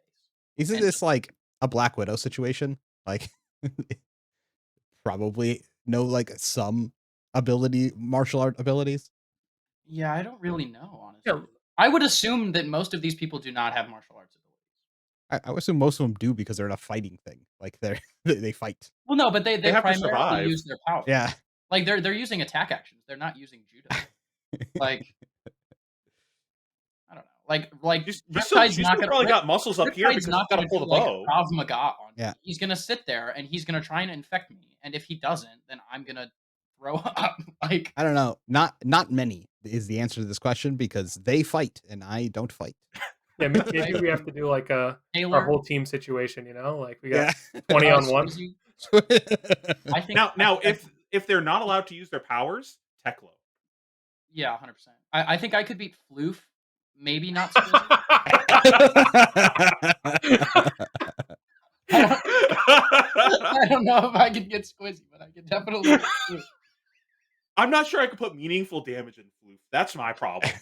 Yeah, I don't think I would have the heart to beat Floof, but I think I have. Like I think if Floof was presented to me and I was given like an ultimatum, like like you have to deal 20 like, deal 20 damage or get dealt 20 damage. I'm dealing 20 damage to the dog. There's no way Lucas thinks that he has 20 HP. That's crazy. That's actually fair. I probably have like 10 HP. You have the constitution of the let's fucking go guy.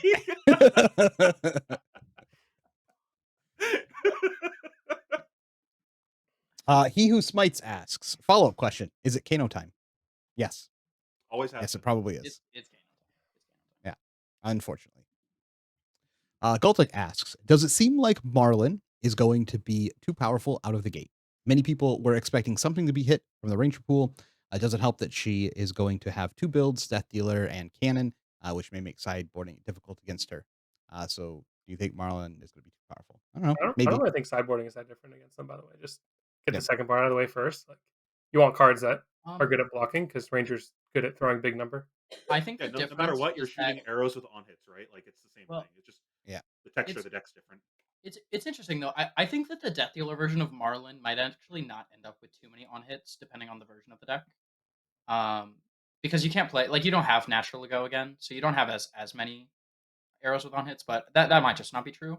But I do think there is some merit in like big D reacts are good, presumably against the cannon build. Like if I'm a deck that's considering like unmovable or staunch response, I would probably want that against the cannon build, but like I would probably not want that against the other Yeah, but build. then Yeah. you're But playing you a also deck might that just play it in. You also might just play it anyway.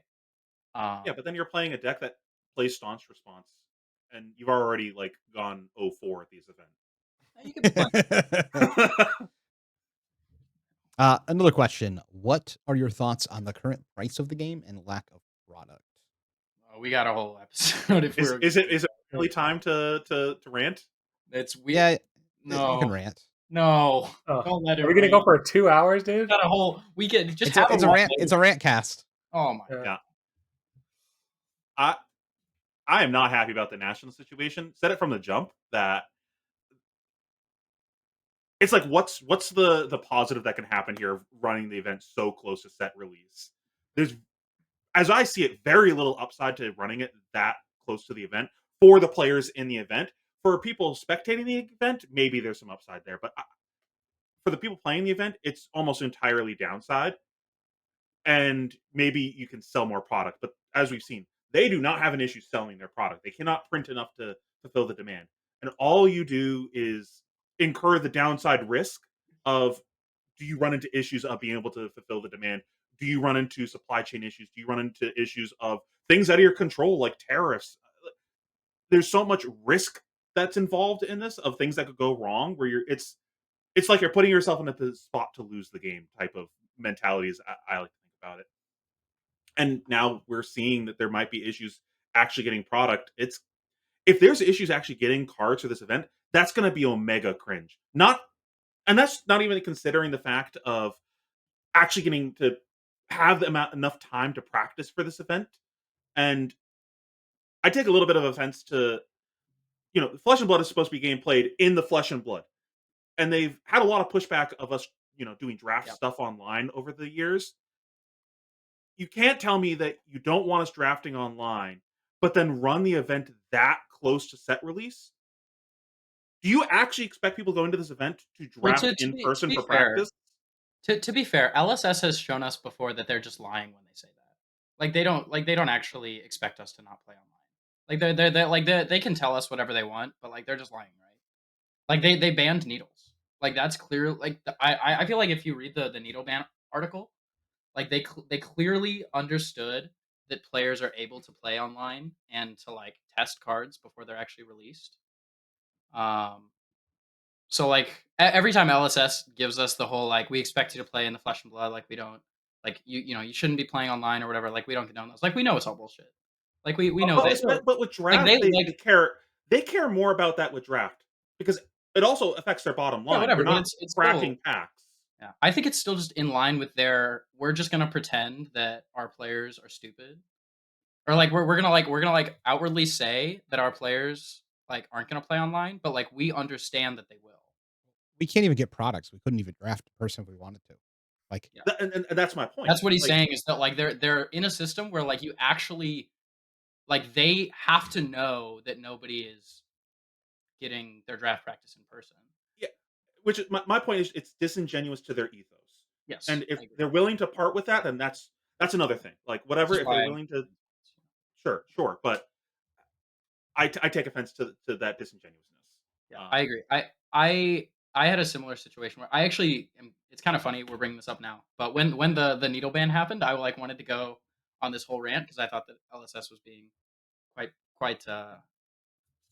like you said, quite disingenuous to their players and kind of insulting.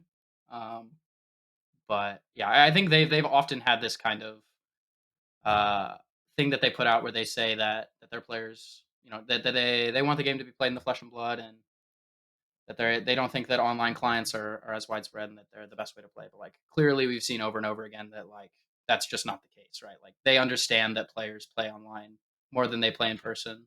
They understand that it's not reasonable for people to test without using online clients. Like I think that they should stop being disingenuous because like they are just clearly like if they actually still think that or they're like saying publicly that, then obviously they're just not telling the truth. But I don't think we've gotten an update on that in a while, so I could see if they're just out of touch and now they realize that they were fools. I can understand that. Like, sorry, go ahead, Noah. I have a nihilistic point of view. You can get back to being normal after. Think about how much foot traffic there is on sites talking about how cringe it is that all this stuff is happening with nationals. Or if they just gave us a normal amount of time to prepare, gave us a set in advance, there wouldn't be so much hoopla and so much buzz being generated. So, like, I don't know. It's like the old saying of any publicity is good publicity. yeah, but it's fake. They can't print enough boxes to like it doesn't. Well, It's like not what if netting They they them take anything. advantage what of if it. they Like they're already selling out. Yeah, I think They that can was take advantage of it. they kind of tossed there, but maybe their strategy just didn't come through at the end. And part of it was to like get all this hype of people being inflamed and I like mean, panic trying to get all this. If this was a Bandai it's game, I It's would definitely I not. would think something like that was happening. Well, But this that's is not what it LSS, is. Like, and we they have a higher standard when it comes to this stuff. yeah. Like, I believe that their intent is good when it comes to these things, that they had every intention of it Oh, I panning don't. out correctly. Whether or not it actually happens is a different thing, but I always assume their intentions are good because they give a shit. They give a shit about the game, they give a shit about the players. They've made that obvious time and time again. I don't think they do things to create negative experiences for us. I think Games like it is Yu-Gi-Oh! And possible. Bandai games, they do things that are very negative for the players, and they just don't give a shit. I think it is possible that LSS cares about the player experience and that this decision, and it can also be true that this decision was not like a non-zero part of this decision is that it gets more excitement for the event or that it gets people talking about the event and gets people excited for high seas.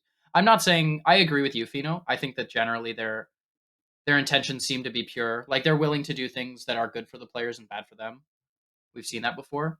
But I also am willing to buy into Noah's little. Yeah, they do like committing to the bit and seeing it through, and then if it doesn't work, like, all right, it didn't work, Like we won't they, do it again. But they, like they they, I want to see just the don't whole thing through. I just don't like think there's they've someone at absolutely LSS twirling their mustache about this. Like, no, no, no, I no, don't no. think But anyone like there they're is If they like weren't, that. but if they weren't I though, think then they they're would all have. maulding over how it's turning out. Like, "Oh my god, I can't believe this happened." I Yeah. That's how I perceive But that what their I don't know. I reaction. think I don't think that's true because I think that's that's not like true because that's they would just have not given how us that works. they would have given us the cards. Yeah, If they really cared about this, they would have been like, okay, we're sorry. Here's a bone. Here's like cards so you can prepare beforehand. yeah. They That's not thought that necessarily true. That's not nothing. necessarily because it could be a chain of command issue also. No, but like nothing that they've done. Then it's James's fault. Like nothing that they've done is like actually. I guess I don't know exactly how to phrase this I'm best, but just it saying feels I like think their intentions are good. Whether or not their decision Let making is me good is a like separate let thing. me let me nothing that's reframe happened is this surprising. Like for everything the that's people at happened is home. exactly what's supposed to happen No, if it's you not. do this thing. No, no, Yeah. I'm saying like when they decide to do this, nothing that's happened so far is like a surprise. Like when you have an event on the same weekend as release, it's always hard to find Well, cards. yeah, Players always have the problem in yeah. every game. I think you're missing a couple of steps here. I want to reframe it. There was a video that came out from MinMax Games, talking about how they are not getting as much allocation as they wanted or expected, even though they're vending. And we have also heard the same thing from other people who are vending the events. The bottom line is, uh, he said in there that LSS did not expect the level of desire for this set that they're currently experiencing. Mhm. This is nearly impossible to not expect this if you are scheduling this to come out the same day as US Nationals, which is a 600 person tournament. So, all that can mean is two things. One, LSS is dumb, which I don't believe, but it has to be stated that is a possibility. Mhm. Whoever was sending it to the printers just made a massive mistake. Or two, when this set was created and sent to the printers and scheduled, they did not know when Nationals was going to be. Because if you knew that it was going to drop the same day as Nationals, you would expect this level of demand to exist because people have to pick it up on that day. So it's nearly impossible to make that miscalculation. And I know it's a massive cutoff because we know of people who are vending at the events and they're not getting close to what they're asking to get from the distributors. So the background on this is more than likely what happened. And this could be wrong, but more than likely what happened is the set was designed to come out. They did not know the level of desire that would be there around the pirate set. And because they did not know that Nationals was going to fall on the same day that it was going to be released. Somewhere throughout the cycle, and you can see this because they put in like James's personal collection is in the set, right? As like another hype piece. There's like so many hype pieces for this set. And you can see that in the fact that now they can't even take advantage of the buzz that they have created because they did not print enough product to sell. This is massively negative for LSS, what is currently Wait, happening. isn't that They like also the timeline where they're dumb? Aren't they dumb in both timelines? Correct. Yeah, it's possible. It's just like more than likely you would, if you run into this situation where you can't even give your vendors the right amount of product, is because you didn't know that this is when Nationals was going to be. I know they have control over that to an extent, but they do have some not control over that because they hand this out to SCG to do some of the scheduling.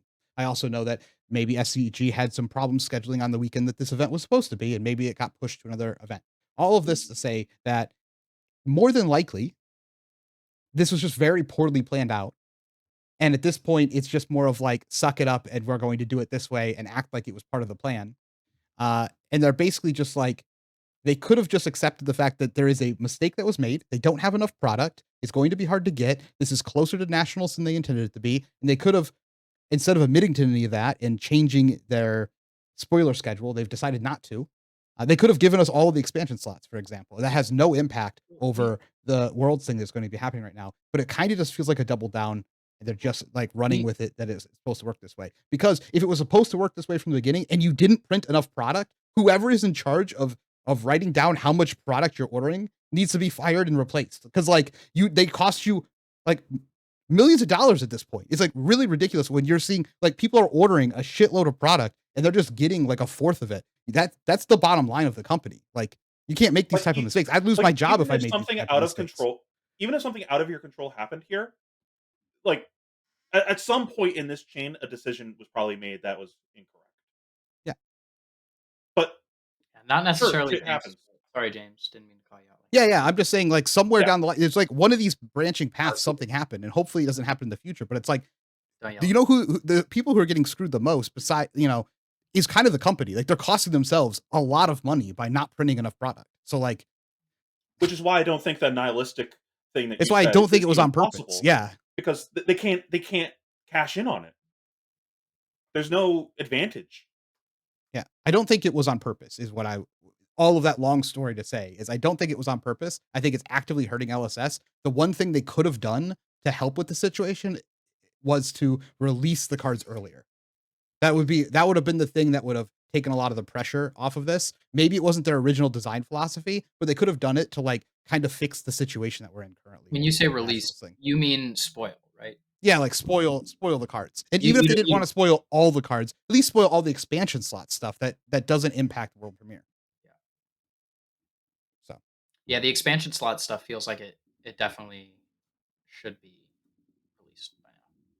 Yeah. It is actually really frustrating that we potentially have a lot of heroes having like presumably, hopefully, cards that don't do nothing and hopefully shake up the meta, and that we're just like probably not actually able to test any of those heroes unless we had already been working on them. So that's kind of sad. I will say this also really killed a lot of my hype for going to nationals, where I know I'm going to have issues testing. I know I'm going to have issues getting cards. Yeah, and like my enjoyment of this event is going to go way down. So at this point, I'm just going like whatever. I'm just going to try to do my best and just have fun with my friends, because I don't have high expectations for my ability to do good in the event, because like I don't have enough time to prep. I think that's your fault, but sure. Autumn. But yes, I agree with the sentiment. Okay. Bryn asks, if you were LSS, when are you releasing a set? 2 weeks before Pro Tour US Nationals? 3 weeks? 1 month? Do you think there's a sweet spot for hype promo purposes and giving competitive players time to test? I think it's a month. It's like the closest I would release. Yes, I also was talking with someone earlier about the whole world premiere thing, and having attended the world premiere in Tampa, I thought it was like super cool. Yeah. And I'm sure people who've gone to the other world premieres also thought it was very cool. Yeah. So I'm gonna say something that's gonna be very obvious after I say it. It is called a world premiere. So why not have them in 3 locations, 1 in each region of the game, so the whole world gets to experience a premiere. I agree. Instead of I'm going to have this on Jupiter, I'm going to have it on Mars's second moon. Like have it in a place where everybody can go. They are so much fun. They are so cool. Like it is sold out. So more people want to go. It's sold out. Everybody wants to go. Yeah, LSS, please listen to the podcast. We're trying to make you money, please. Imagine how hype it would be like around the world. Is like, oh, everybody's discovering stuff at the same time in like all these different locations, like the world coming together. I also think it's kind of cool to have like 3 champions for each set when they come out. Like when they do the B-roll where they show like, all of the people who have won the world premiere callings in the past. I think it would be cool if it was like world premiere high seas and it's like 3 people. Yeah. They all maybe get like a different promo card. That'd be cool. You could even spin it where it's like a different section of the ocean is where they're the pirate captain of. Yeah, you I could mean, you you could could make do a something whole lot custom of for things each set, right? if you Like, just how want cool to would do that be? whatever you want. Yeah, I mean, you get ridiculous. You could do a whole lot of stuff. I do think that the distance of the event from the release can also change a bit based on whether or not it's split format. Mhm. We always do split format for these things, but if they're not split format, I am a bit more comfortable having it closer to the set release.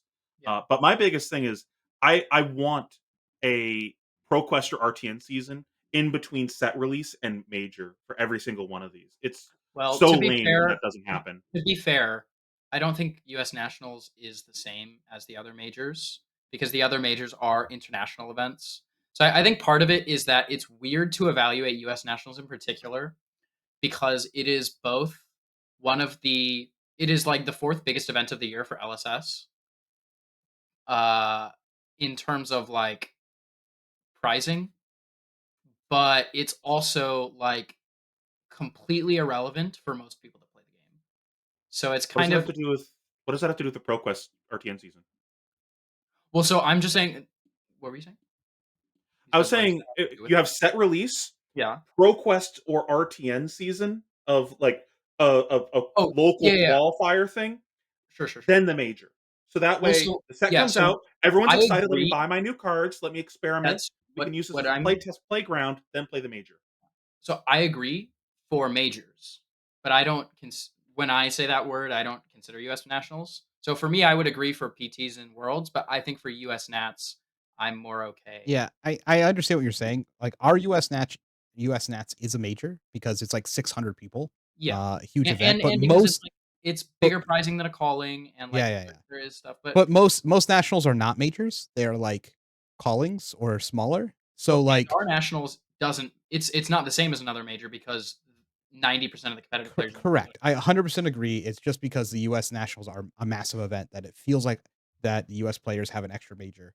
Um, without, so it feels a little differently than maybe a normal nationals does. So That's my perspective on the whole thing is that I would agree if this was a pro tour, but I think that because it's US nationals, I'm actually okay with it because there's not actually insane pricing. It's just like basically calling pricing, Well, but I think this also pricing makes for the ProQuest and RTNs better because you end up with here's two other alternatives where this doesn't happen.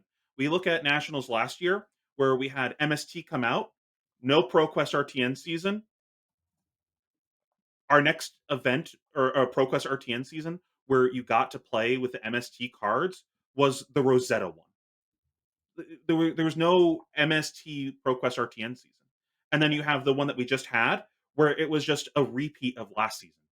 yeah, I agree. I think for every pro tour there should be or worlds there should be some like there should be a season before it. I agree. yeah. Okay. Sigma asks if in a pro tour after the first CC rounds you were given a choice of playing the next phase of day one and the first of the day two between LL or draft, what would you prefer? So, do you want to play CC LL then draft, or do you want to play Well, CC I draft think then he's LL? Right. I think what he's actually saying is that you have your 9 rounds, and then you can either play 6 rounds of draft or 6 rounds of LL. Yeah. Is what I think the question is like, do you want the 6 rounds of non CC to be that's how LL or it's draft? literally worded, Well, it but it says first CC rounds, so your well, first here, block keep of keep four or reading, five. keep reading. Yeah, I see. Yeah, It I says assumed it was The like, next do you want phase this? of day one or No, the no, and first of day two. and it says and. Yeah, It says and the first day too between L. sure. So it is. But we could just I answer think it just both. I mean, depends whatever. on like when the LL format is and when the draft format is. Like I'd rather play last year's LL format than hunted draft, but I'd rather play Mistveil draft than like, you know, LL when it first came out. I just think it depends on the format for me. I think if the sets are if the formats are balanced well, I'm happy to play either one. I would expect that we're probably doing like 5cc, 3 draft or LL, then 3 draft or LL, and then 4cc. I think this is actually a way to make draft less impactful on worlds overall. It could the I think we're other probably going to go to 3 rounds of draft instead of 6 rounds of draft. I hope so, and I also think that is That's my I'm down for expectation. that. because they're not going to do what they did the first year of Worlds, where it's 6 rounds of drafts, 5 rounds of CC, 5 rounds of LL. There's Yeah, just I don't no way believe that- that. That's what I thought this question was asking. What order you wanted? Do you want LL at the end or the beginning? I'm hoping that this change is a way for them to test making draft not the most important thing Yeah. that happens at every major. Yeah. Because what they're gonna do is they're gonna replace the high variance of draft with the high variance of LL, but at least you feel like you have more control and maybe it feels better. Well, it definitely feels better because it's a construct. Like I think just Yeah, maybe. Do you think there's any chance that we get Blitz back? Because they never promised that it would just be 3 formats or 2 formats or anything like that. not this year, but I think Not this year, but we could get Project Blue or something if that Yeah. ends up being the I, thing. I right? think I think blue probably not this year, but I could see next year being like 4 format or being like 3 format with blue and no limited or no LL or something. I think blue is going to be important moving forward for majors. I will be very happy if we go to 3 draft rounds instead of 6 God, I would from love this change. I'd That so- would be very hype for Worlds, personally. And I've done well at draft at most of them. It's just the most stressful part of the tournament. It's just like not that enjoyable when you're going through the thing. And once you get out of it, you're either like on cloud 9 or completely depressed. Like that's how it feels when you get out of the draft section. Yeah.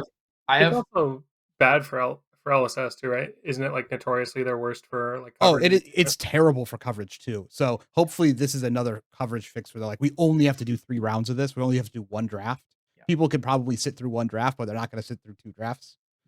And I'm pretty sure LL format will get like hype from spectators, even if people playing it aren't having a good time. Like they get to see crazy stuff happening, right? Yeah. Okay. Last question here. Big Hungry asks, with the rollback of red bonds and the acknowledgement of Katsu getting sideswiped to keep Zen in check, as well as Crown of Seeds and Husbands in LL for Starvo and Chain, though it hits Oldhim and Levia, is it unreasonable to just have hero-specific bans? We got there. That was So the question is, can we have hero-specific bans? specifically in LL. These questions are killing me today. These are great. I think it's asking specifically in LL as well. Although it might not be. No, I think it was just a long preamble to say can we ban cards for heroes? Yeah, can we have hero-specific bans? Is the I'm question. fine with that. I'm fine with it too. What if Marlon was like bonkers with Death Dealer, and like that's the world we're living in, and we're just like hoping Azalea LLs, but she just like never LLs because why would you play the worst Ranger in this reality? Yeah. Do you want to ban Death Dealer? I could see saying no. We're just gonna functionally say this is a specialization for Azalea, essentially by saying other heroes can't play it. I'm fine with that. I don't care.